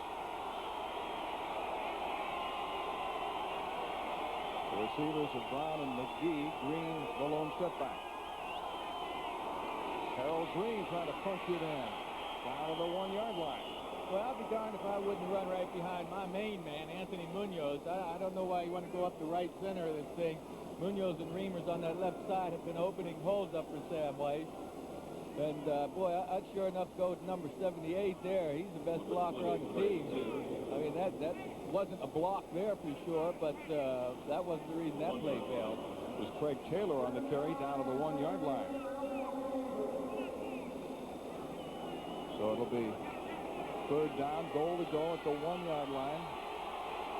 Brooks and Taylor, the running backs. Munoz is a tackle eligible on this play. Esiason into the end zone. Incomplete. He was juggling the ball. James Brooks unable to haul it in for a touchdown. And that'll bring up 4th down. That was excellent defense by the Cowboys. Initially, they threw Brooks off. Sam Weiss very upset. He knows Brooks could have had it. On the right side of your screen, you see Brooks. Well, maybe you won't see him get bumped. But Boomer Esiason does a great job of getting this ball out there on target, under pressure, and this is what they call a drop pass. So that's another drop ball coming back to haunt this Bengal offense. That should have been touchdown. Like a bad dream, a nightmare as far as the Bengals are concerned. They've seen so many drop passes in crucial situations. Jim Breach in to try a 19-yard field goal attempt. He hit one in the first half. This would still leave the Bengals a point short, though. And a penalty marker down. That's too much time. without his headgear. I just had a feeling he wasn't going to do anything on the field. Now a 24-yard attempt by Breach, and it's good. Well, the Bengals dominating play in the third quarter, but the Cowboys holding on to the lead. It's 21-21 as Lee Johnson kicks off for Cincinnati. It's a good deep kick and no run back. Johnson has had a tremendous day. Well, there was some discussion over on the sideline during the commercial. Anthony Munoz feels like something went on out there that I'm going to talk to the officials about. I was a bit surprised that the Bengals didn't run that ball behind Munoz on his side as well as he's been blocking. Well, Munoz is an eligible receiver right here, but he is in blocking, and I still don't know what he's complaining about on that play. First down for the Cowboys at the 20. Emmitt Smith roars up the middle, out to the 31-yard line, and a first down. Big play for the Cowboys. I say the Cowboys did a terrific job holding the Bengals to just 3 points that last time. You know, with that turnover of the interception in that kind of territory, they had their backs to the wall, and they held the Bengals to 3. Smith just broke a nice run up the middle now for first down. First down at the 32-yard line. Emmitt Smith has carried 13 times for 50 yards. The Cowboys are 6-1 when he gains 100 yards or more. They're 8-0 when he carries more than 20 times. And they go to Smith again. Had trouble really getting a track for the most part today. That run just a moment ago was his biggest.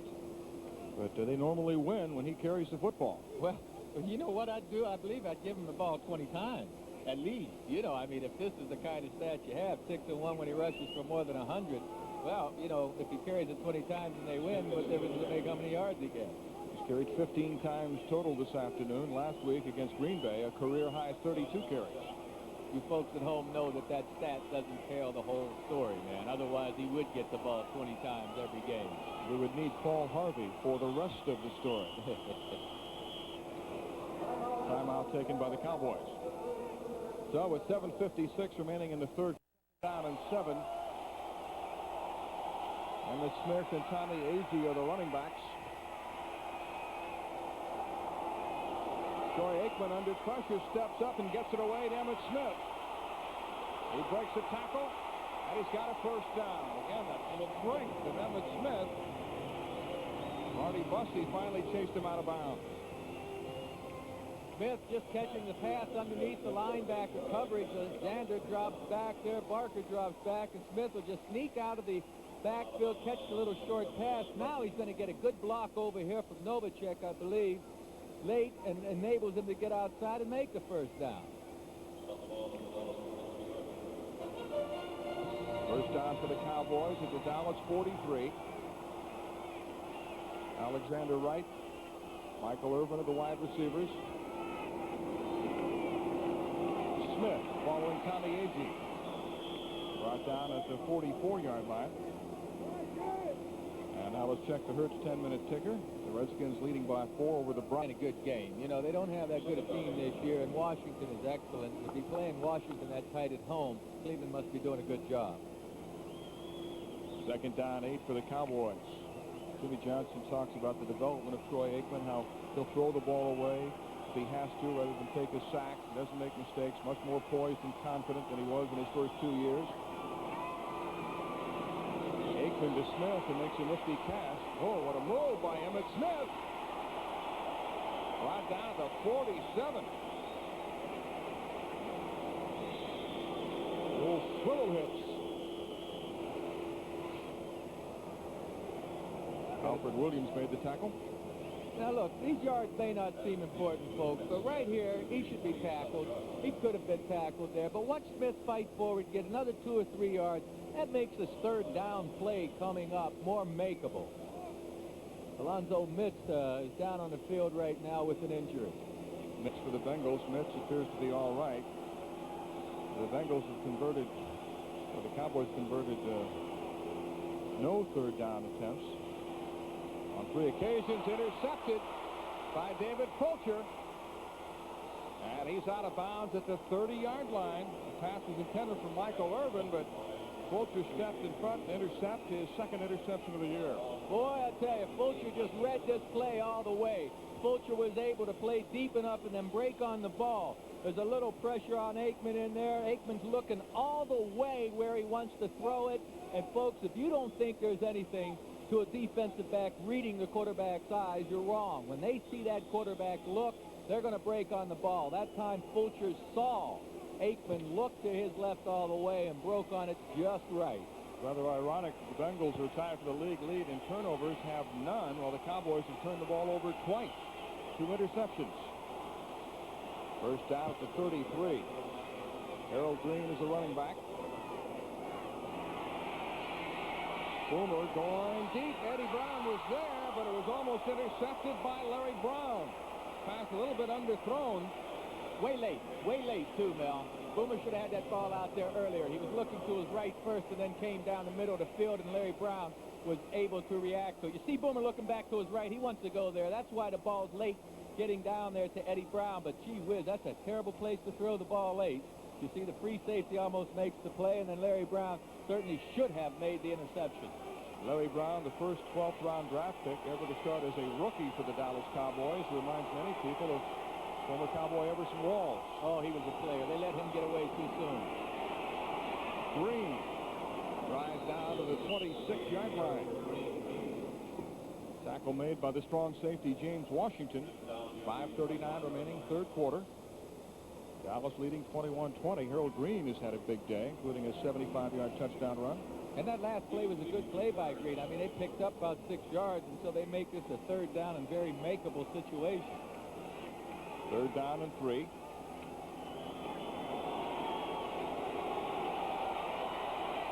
Green and Tim McGee split wide right. Brown is wide left.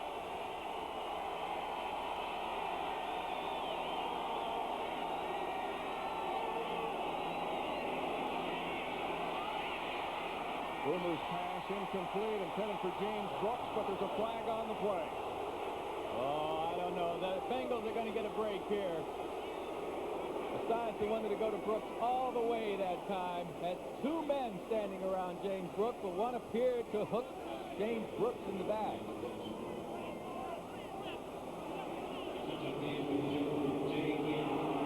Interference against the Cowboys. Yeah, but it wasn't a lot of interference. On the left side of the screen. First down. Left side of the screen. You may be able to see the interference here. Well, Jack Del Rio. You what, that looked like a good defensive play to me. I heard our producer, Larry Sorella, say he's all over him. Well, Jack Del Rio, that looked like pretty good defense. First down for the Bengals at the 20 as they try to take the lead. Brown to the right, McGee to the left. Green through a big hole. Down to the 13-yard line. A tackle made by Dixon Edwards, rookie linebacker from Michigan State. Good first down gainer once again. Green had the big second down gainer the last time to put him in a third and short. This time he reels off 6 or 7. Bengals today rushing for 162 yards against a Dallas defense that has been stingy so far this year, allowing an average of only 84.7 yards per game. Second down 3. Green tripped up. Good second effort. Gets him inside the 10. And he's got a first down. Well, you know, talking to Dave Wannstedt, the defensive coordinator for the Cowboys, he told us that he did not want to allow Cincinnati to have the big gainer, the big play. So they are playing a little softer with their safeties in the secondary, and that may be the reason Jimmy Johnson's defense is giving up more yards on the ground than they're used to giving up. They set out this season, being in the division they're in with the Giants and the Redskins, to stop the running game with the Philadelphia Eagles, and they've done that quite well. They've given up the long plays. For this game, they decide not to give up the long plays, and I think it's hurting their rushing defense. Craig Taylor and James Brooks in the backfield for Cincinnati. First and goal at the 9. Brooks maybe getting back to the line of scrimmage. Dixon Edwards was the first man to hit him.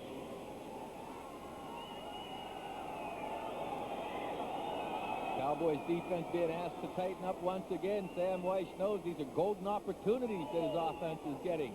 These 2 turnovers, he wants to get a touchdown this time, certainly not a field goal. The Cowboy defense did a good job of holding the Bengals to a field goal the last time, and there's the brain thrust up there of the Cowboy defense. 2nd and goal to go at the 9-yard line.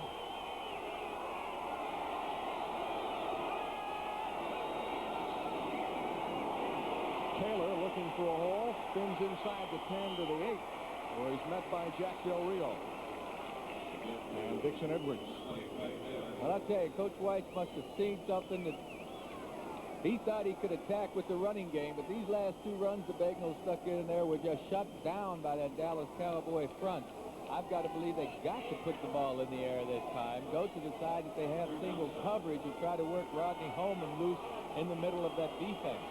3rd down, goal to go at the 7-yard line. Brown is wide left, McGee to the right.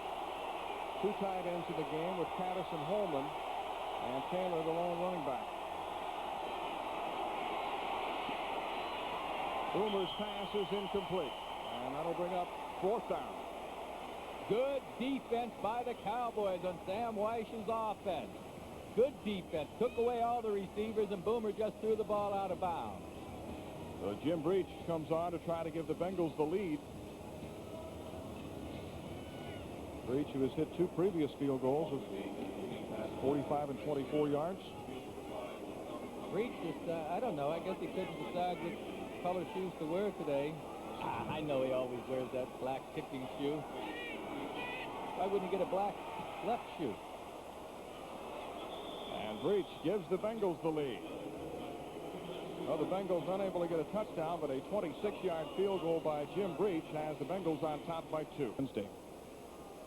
Mel Proctor with Joe Namath back at Texas Stadium. 2:02 remaining 3rd quarter as Lee Johnson kicks off to James Dixon. Shortest kick of the day for Johnson, and Dixon brings it back out to the 25. A good tackle by Vincent that time. Time they had the ball in that first half. Boy, that had some kind of high-powered offense by Jim Kelly and those Buffalo Bills. Just the way you used to do it with the Jets, right? I wish. Ricky Blake, that's only his 2nd carry of the day. His first went for a 30-yard touchdown. His first carry in the NFL. Yeah, but David Fulcher on the stop. Fulcher's played a good game. He played a good game last week. David Fulcher's had somewhat of an off season like the rest of these Bengals have had, but you couldn't tell it by last week's play, and certainly today Fulcher's all over the field. Loss of 3 yards on the play. It'll be 2nd down and 13. The big backs in there, Blake, a 244-pounder, and Darrell Johnston, a 236-pounder.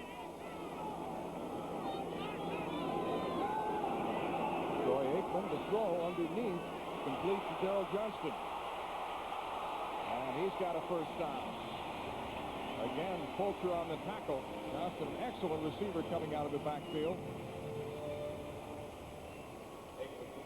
Good selection certainly by Troy Aikman, who gets a little bit of pressure here, but watch Johnson underneath. Now Johnson's going to break a tackle right there. Zander should make that tackle. That's what the Cincinnati defensive people, coaches go nuts over. They had a man in position to make the tackle, but give credit right there to that man for breaking the tackle, catching the ball, making the big first down. Darrell Johnston in his 3rd year out of Syracuse. 2nd round pick in 1989. First down for the Cowboys. Aikman downfield, complete to Michael Irvin. Eric Thomas trying to catch him. And he's out of bounds at the 2-yard line.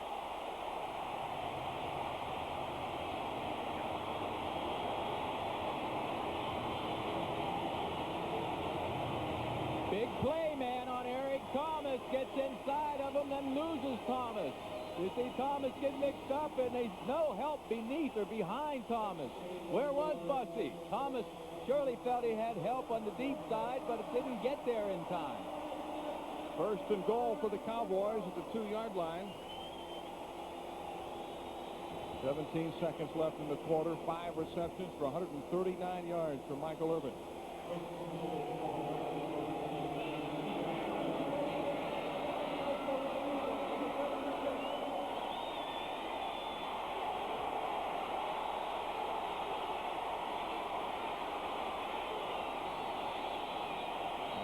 Cowboys will be unable to get off a play as the third quarter comes to an end, but they're just a couple of yards away. Cowboys are attempting to win their fourth straight, and a second down goal to go at the 2-yard line. Emmitt Smith in the backfield along with Darrell Johnston. 2 tight ends. Jay Novacek is in motion. Smith over the top. Touchdown.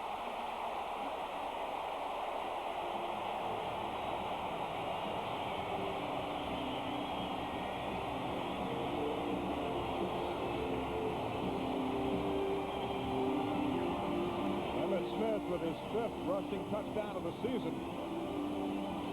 Boy, he gets airborne here, and he doesn't get wrapped up when he gets hit. A good lick by the defender from Cincinnati, but they don't wrap him up. But you see this amazing balance that Emmitt Smith has, and he's able to get his way into the end zone. Looked like he jumped into his teammate, Eric Williams, who straightened him up.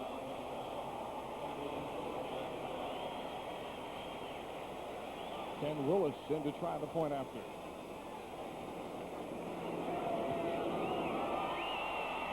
Perfect. It's turning into a shootout. Back and forth we go, and the Cowboys are back on top, 28-23. James Brooks back to run back this kick along with Lynn James. Joe King, who made the mistake earlier, replaced by Brooks, and he brings it out across the 20, 30. Good run back by Brooks to the 40-yard line. The kicker, Ken Willis, made the tackle. 35-yard run back by Brooks. Well, the big change here is those bottom figures, the turnovers. That's what got Cincinnati back in here in the second half. And then don't you know the Cowboys come right back with the big gain of Irving and another touchdown. The time of possession certainly has evened out, but the Cowboys have the edge in yardage, total yardage, that they were far from in that first quarter. Cowboys leading 28-23. First down for the Bengals at the 39-yard line. Brooks in the backfield. Green, McGee, and Brown, the wideouts. Esiason to Brooks. The blocker ahead of him. And he's driven out of bounds. Coming up next on most of these NBC stations, game 2 of our doubleheader. Most of not mistaken. It was quite a win for the Jets. Now, this Houston's awful high-powered. I wouldn't expect the Jets to keep those guys quiet all day. Should be a big game, exciting game. Second down 4 for the Cincinnati Bengals. Harold Green stacked up at the 46 by first-round draft pick Russell Maryland, number 67.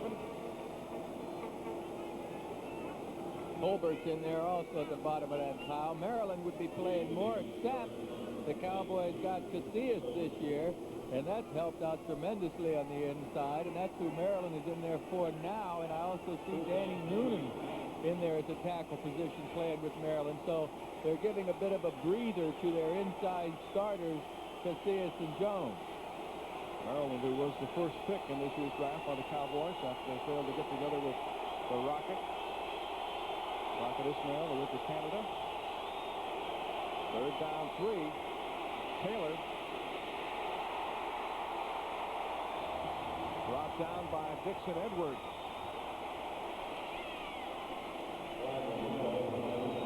And a penalty on the play, holding against the Bengals. Well, now, it's going to be 4th and about 1. You decline the penalty and make them punt? I would think so. If you take the penalty, you're giving them 3rd and about 13 and an opportunity to get the first down. You'd have to decline this penalty. I would think so. Yeah, Jimmy Johnson says decline it, make him kick. Holding number 64 on the offense, penalty refused, 4th down. The center, Bruce Kazurski was caught holding. He's not even Hawaiian. I know. I'm okay on those Samoan names. Kazurski, all right. Give me something that ends in SKI and I'll kick it around a bit. Well, you know what? Cincinnati's going back on the field with their number 1 offense. Now you can look to Sam Weiss to try and pick up this first down with 0-5 record. What do they have to lose? Why not go for it here? 4th and 1. They've converted 4 of 8 fourth down situations this year. Taylor and Brooks to the running backs, double tight ends. Brooks needs 1 yard. He's got it. Following big, Anthony Munoz for a first down. Well, that's I guess one of the minor benefits you have when you're 0-5. What have you got to lose? Let's go for it on 4th down here. And Sam Weiss says, that's right, we're going to go try to win this game. Play it loose and just try to have fun. But, folks, you know you can't have fun when you're making mistakes out there and fouling up. And that's what his Bengals have been doing this season. First down at the Dallas 49. Play action fake to Brooks. Esiason in trouble, and he's sacked by Tony Tolbert.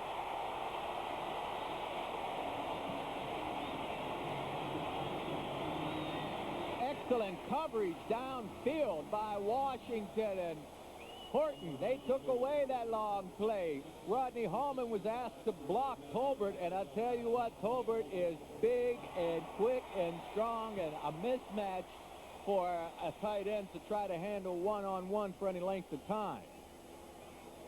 Second time today that Boomer Esiason has been sacked.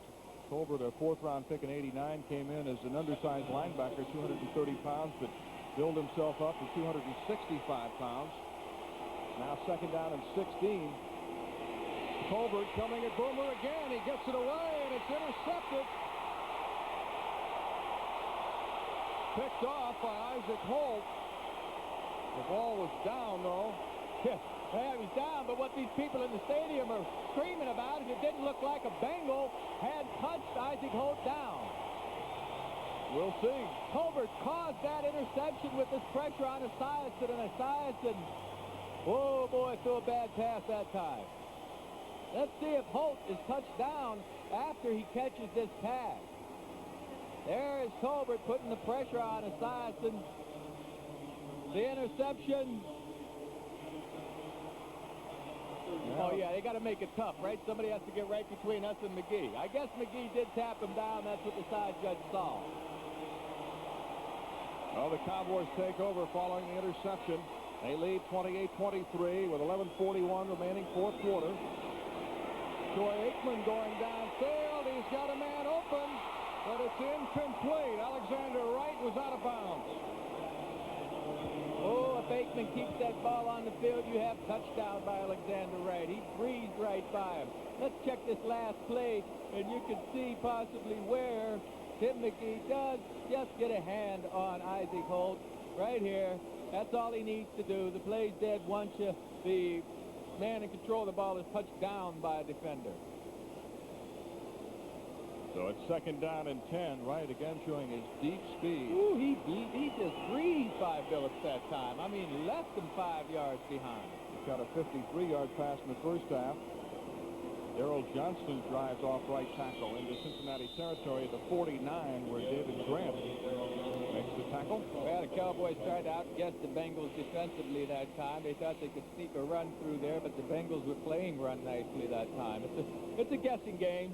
Goes on between the defensive coordinators and offensive coordinators. There's Isaac Holt. Came up with the big play. Played a terrific game last week against Green Bay. And I was told this week that Isaac Holt was kind of on the edge. You know, they were afraid they were going to lose him. He was playing poorly. And if you substitute for him, he's not the kind of guy that's going to sit on the bench. And so that game against Green Bay last week really did help Isaac Holt in his situation. Aikman buying a little time.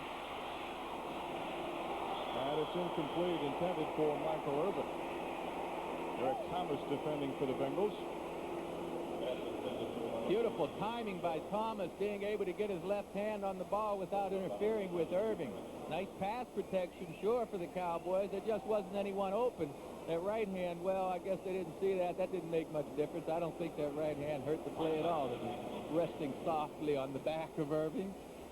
Well, the Cowboys will kick it away. Both these punters, Mike Saxon and Lee Johnson, have had big days.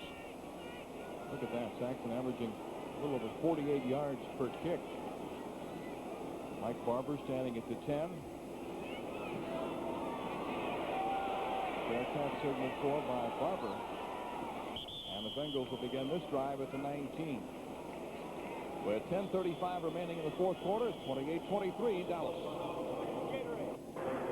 Neither of these teams have fared well in the 4th quarter. The Cowboys have been outscored 37-26. And the Bengals have been outscored 37-13. Well, I Dallas guess leads 28-23 with 10:35 left, fourth period. I guess that means the Cowboys have the edge in this fourth quarter, huh? It rather means neither team will score. First down at the 18-yard line. Boomer Esiason's had a poor second half. And he completes it to Eddie Brown. Boy, that was an excellent pass that time. I mean, he couldn't have thrown that ball any better. Gain of 14 on the play. Brown. If Esiason keeps getting the kind of pass protection he's getting, he's going to find some receivers downfield. Bottom of your screen, Eddie Brown runs an out pattern. Look where the ball's put here. I mean, that's pretty good defensive coverage. If that ball's just a little bit behind, I guess he kind of gets the calf roped down there a little bit or pulled down on his back. Eddie Brown shaking up just a bit. James Washington who pulled him down from behind. First down at the 32-yard line.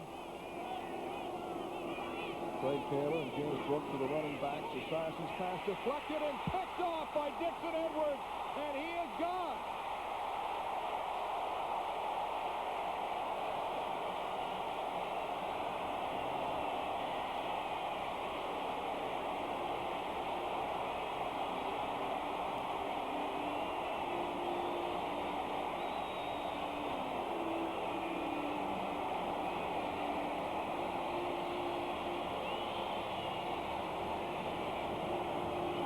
Play by the Cowboys, a 36-yard interception return by rookie Dixon Edwards, a second-round pick out of Michigan State. It's a team game. Somebody up front created that opportunity for Edwards to make the interception by deflecting the pass of Boomer Esiason, a defensive lineman. Which one right now, we don't know, but we'll check it out. Well, the Cowboys trying to pull away in the fourth quarter, and Ken Willis' kick is good. So with 9:53 remaining in the fourth quarter, Dallas adding to their lead. It's 35-23 Cowboys. James Brooks again back there, but this one will go to the other man, and Brooks says stay there.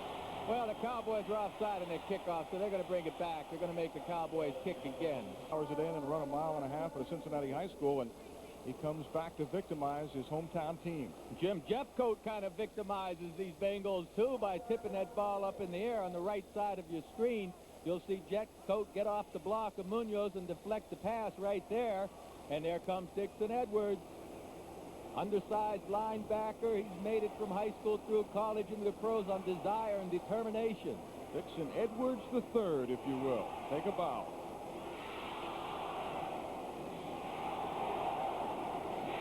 Bengals have turned the ball over twice in the second half so far.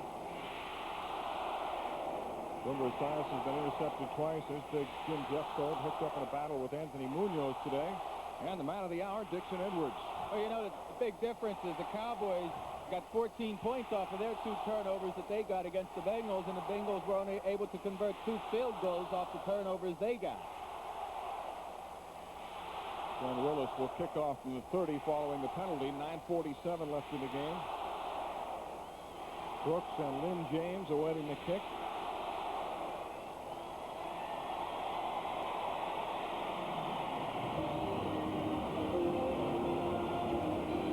James had to stay in bounds. Another mistake by the Bengals as he goes out of bounds. This team is snake bit. I know you want to field the ball, but when it's that close to the sideline, you might want to let it go out of bounds and get the ball on the 35. Redskins leading the Browns 35-17 the fourth quarter. The Saints and Eagles in a low-scoring game. No change to Buffalo Colts. Still 42-6. Well, what happened to the low-scoring games? The scoring supposedly down in the NFL this year. What's happening to that theory now? Well, we figured out the window. We figured that it would balance out, and what's happening is some of the better teams are beating up on some of the teams that are struggling. Craig Taylor on the carry, but here's what we're talking about. The scoring after 6 weeks. Average points per game, just over 35 points per game this year. And look, compared to the previous seasons, 41 last year, almost 43 the year before that. Well, you know, one of the theories is that Norv Turner, the offensive coordinator of the Cowboys, told me that the defenses are making the offenses earn more. They're playing softer in the secondary, trying to come up, take away the big plays, and jar the ball loose. So that may be why we're seeing the lower numbers. Boomer Esiason with time. Complete to Rodney Holman near midfield. Trying to get by Ray Horton, who drives him down. Horton, the ex-Bengal. Gain of 39 yards on the pass to Holman. Oh, well, when you have this much time back there, somebody's going to get open. Once again, the offensive line gives Esiason a lot of time, and Esiason smartly moves around and delivers right on target. Now, Anthony Munoz was shaken up on that play and had to come to the sideline. He's over here holding his leg. Boomer gets hit after the throw, but he appears to be okay. Munoz is out of the game, however. It was Tony Tolbert who levered Boomer. Munoz has come out of the game, replaced by Brian Bladis. Esiason's pass caught by Lynn James. Nope, he's out of bounds. No catch. Well, it was a nice catch by James, but the ball was delivered a bit high and outside, and no way James could get both feet down in bounds that time. Boomer's not happy with this throw. Check it out. You see how far he's open, but look where the ball is. That ball stretches James out. Now he can't get there. Well, he just didn't get that right leg down quickly enough. James, a fifth-round pick last year out of Arizona State. He began his college career here in Dallas at SMU. The Bengals are in a 4-down zone because a field goal is not going to help their situation much in this fourth quarter. They need to get a touchdown. And it's fumbled. The Cowboys have recovered.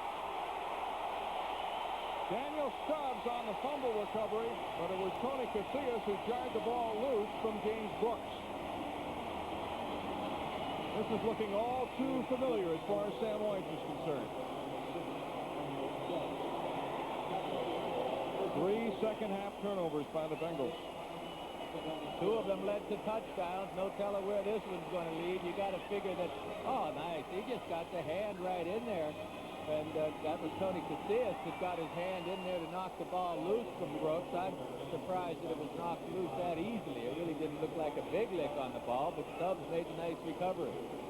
First down for the Cowboys at the 34-yard line. Emmitt Smith driven down by David Fulcher, who's played well. There is a penalty marker on the field.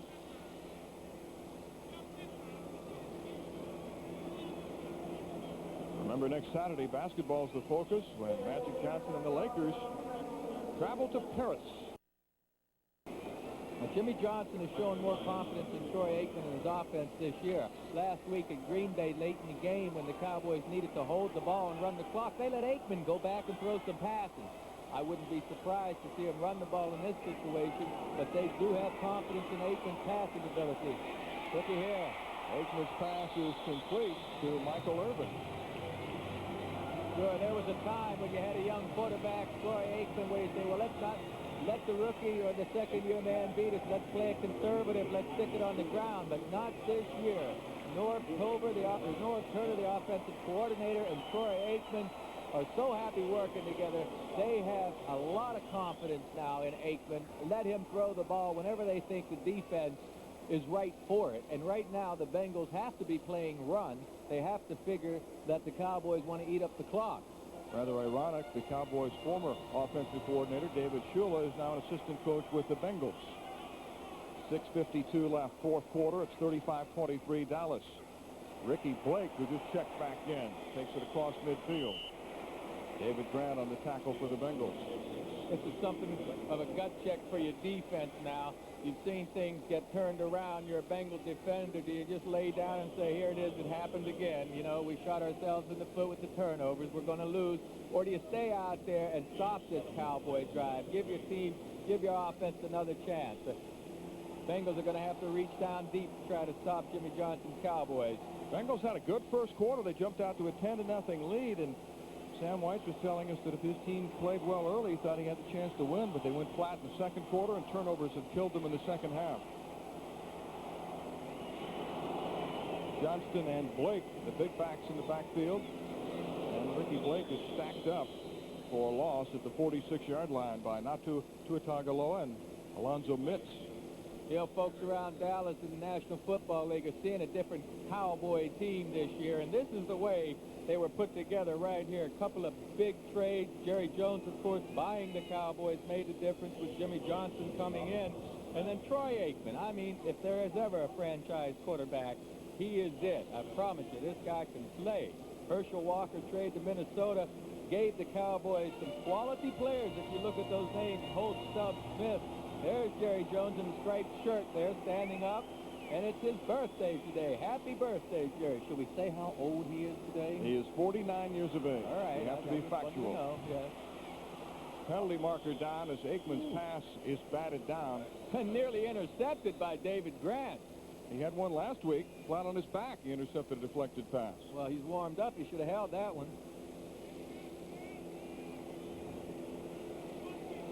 A couple of Cowboys slow to get up. Are you kidding me? Fulcher's not happy with this call at all. Offside on the defense, 5-yard penalty. Repeat the down. On the defense, does that mean it's more than one guy offside? Gee whiz, Sam Weishman might want to know, well, who did they call offsides on? It named my whole defense. I believe it was on Alfred Williams, number 94, the rookie linebacker from Colorado. Well, whomever it was on, it's a 3rd and short right now for the Cowboys. Lined up. Well, yep, there it is. That's it, and the ball's moving. He's across the line. Elvin Williams. 3rd down and 1. Darrell Johnson picks up the first down. Well, the Cowboys maintain possession. Joe, we're seeing all these mistakes by the Bengals in the second half. When things like this happen, does it become contagious when you're dropping passes and committing penalties and doing all the things to beat yourself? Is there something that just kind of steamrolls after a while? Absolutely. No doubt about it. You start trying to play a little more carefully. You start trying to be a little surer of yourself. And you start aiming your passes as a quarterback a little more rather than just letting them rip. As a runner, you may be more concerned with the ball that can even lead to some fumbles sometimes. So sure, these guys are just hurting themselves, and they're not playing the way they would be playing if they had a better record, certainly, with more confidence. They're playing with a tremendous lack of confidence right now. Aikman staying on the ground. Ricky Blake to the 34-yard line. Tackled by David Fulcher. Yeah, Dallas wants to just take some time now. Let that clock run down. Frustration of Sam White. That is an awful start. And then remember, they have to go to Buffalo and, Houston after this. So if you think this is the worst start since '79, folks, you're fixing to see a real bad start in the next couple of weeks if these Bengals don't pull something out of their magical hat somehow. And there is a feeling that there may be a number of personnel changes if the Bengals don't win this week. I think you might look for some moves to be made by Cincinnati in the next week. Sure, you want to see who can play for you next year. You might want to start developing some young players. Ricky Blake is brought down. Ickey Woods is not active yet. Former 1,000-yard rusher as a rookie said he's ready to go. Physically, he's sound. Sam White says his timing is not there. He's just not quite ready yet, but there's a chance that he could be activated. Yeah, Ickey Woods still doesn't appear to be the player he was before he hurt his knee. Coming up next, the second half, our doubleheader, either the Oilers and the Jets or the Dolphins and the Chiefs. Check your local listings for the game in your area. Those Chiefs are coming off a big win, huh? They put a number on Buffalo last week. Emmitt Smith is back in the game for the Cowboys. 2:56 left, fourth quarter. Dallas just eating up time, preventing the Bengals from getting the football. The Cowboys lead 35-23. On the verge of winning their fourth straight. Aikman's pass complete to Rob Awald. And Awald has the first down. A 245-pound, 5-year veteran is acquired in a trade with Phoenix. The third tight end, along with Alfredo Roberts and Jay Novacek. And Jay Novacek was the receiver that opened that zone up for Awald to make the play. Two Bengal defenders jumped Novacek as he turned upfield and left the open area for Awald. And, of course, Aikman smartly found the open guy. There's Novacek. Well, he is a good receiver. Troy Aikman today has completed 14 of 22 passes as we get down to the 2-minute warning. And the Cowboys are in good shape on the verge of winning their fourth straight.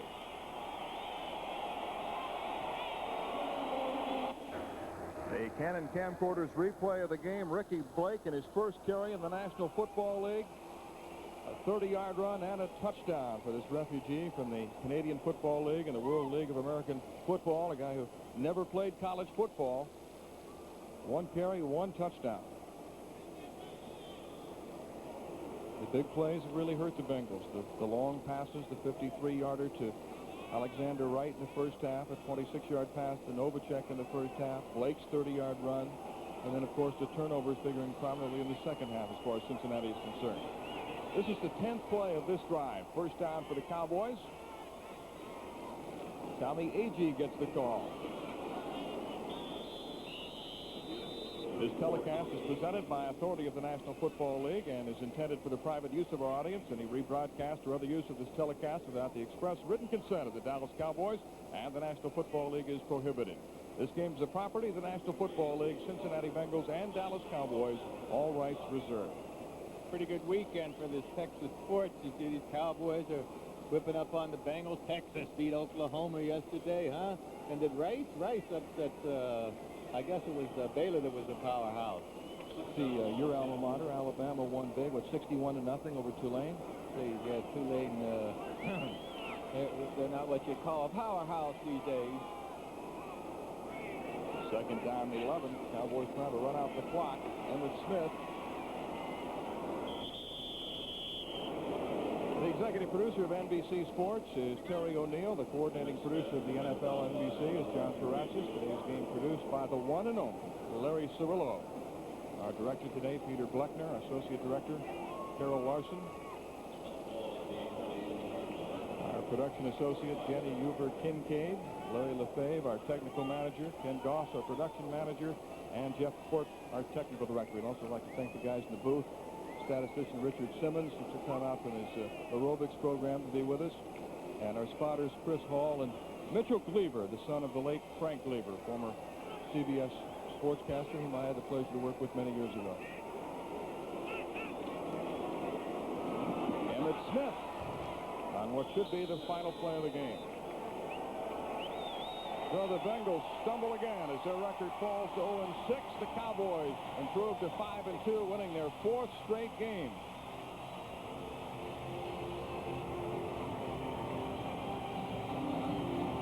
Sam Weishover congratulating the opposition. He says winning isn't everything, but he wants to win as much as anybody, and his team takes another defeat, shaking hands with Jimmy Johnson, who has to be pleased. His Cowboys going from 1-15 to 7-9 last year and to 5-2 so far this year. 35-23 our final. We'll be back. The Cowboys off to a 5-2 start, their best since 1986, and a very happy birthday for owner Jerry Jones. Oh, these Cowboys are off to a terrific start. They have a bye this week so they can get their healthy people or get their people healthy, be ready for the following week. The Bengals, on the other hand, folks, I think we're going to see a few new faces in the lineup come next week. They've got to go to Buffalo and then Houston. The season really, realistically, is about over as far as making the playoffs, so they must find out who can play football for them next season. A reminder to stay tuned for the second half of our doubleheader. Houston and the Jets, Miami and Kansas City, and that'll do it from Texas Stadium. For Joe Namath, this is Mel Proctor saying so long.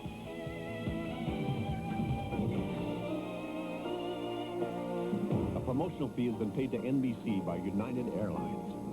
Come fly the friendly skies.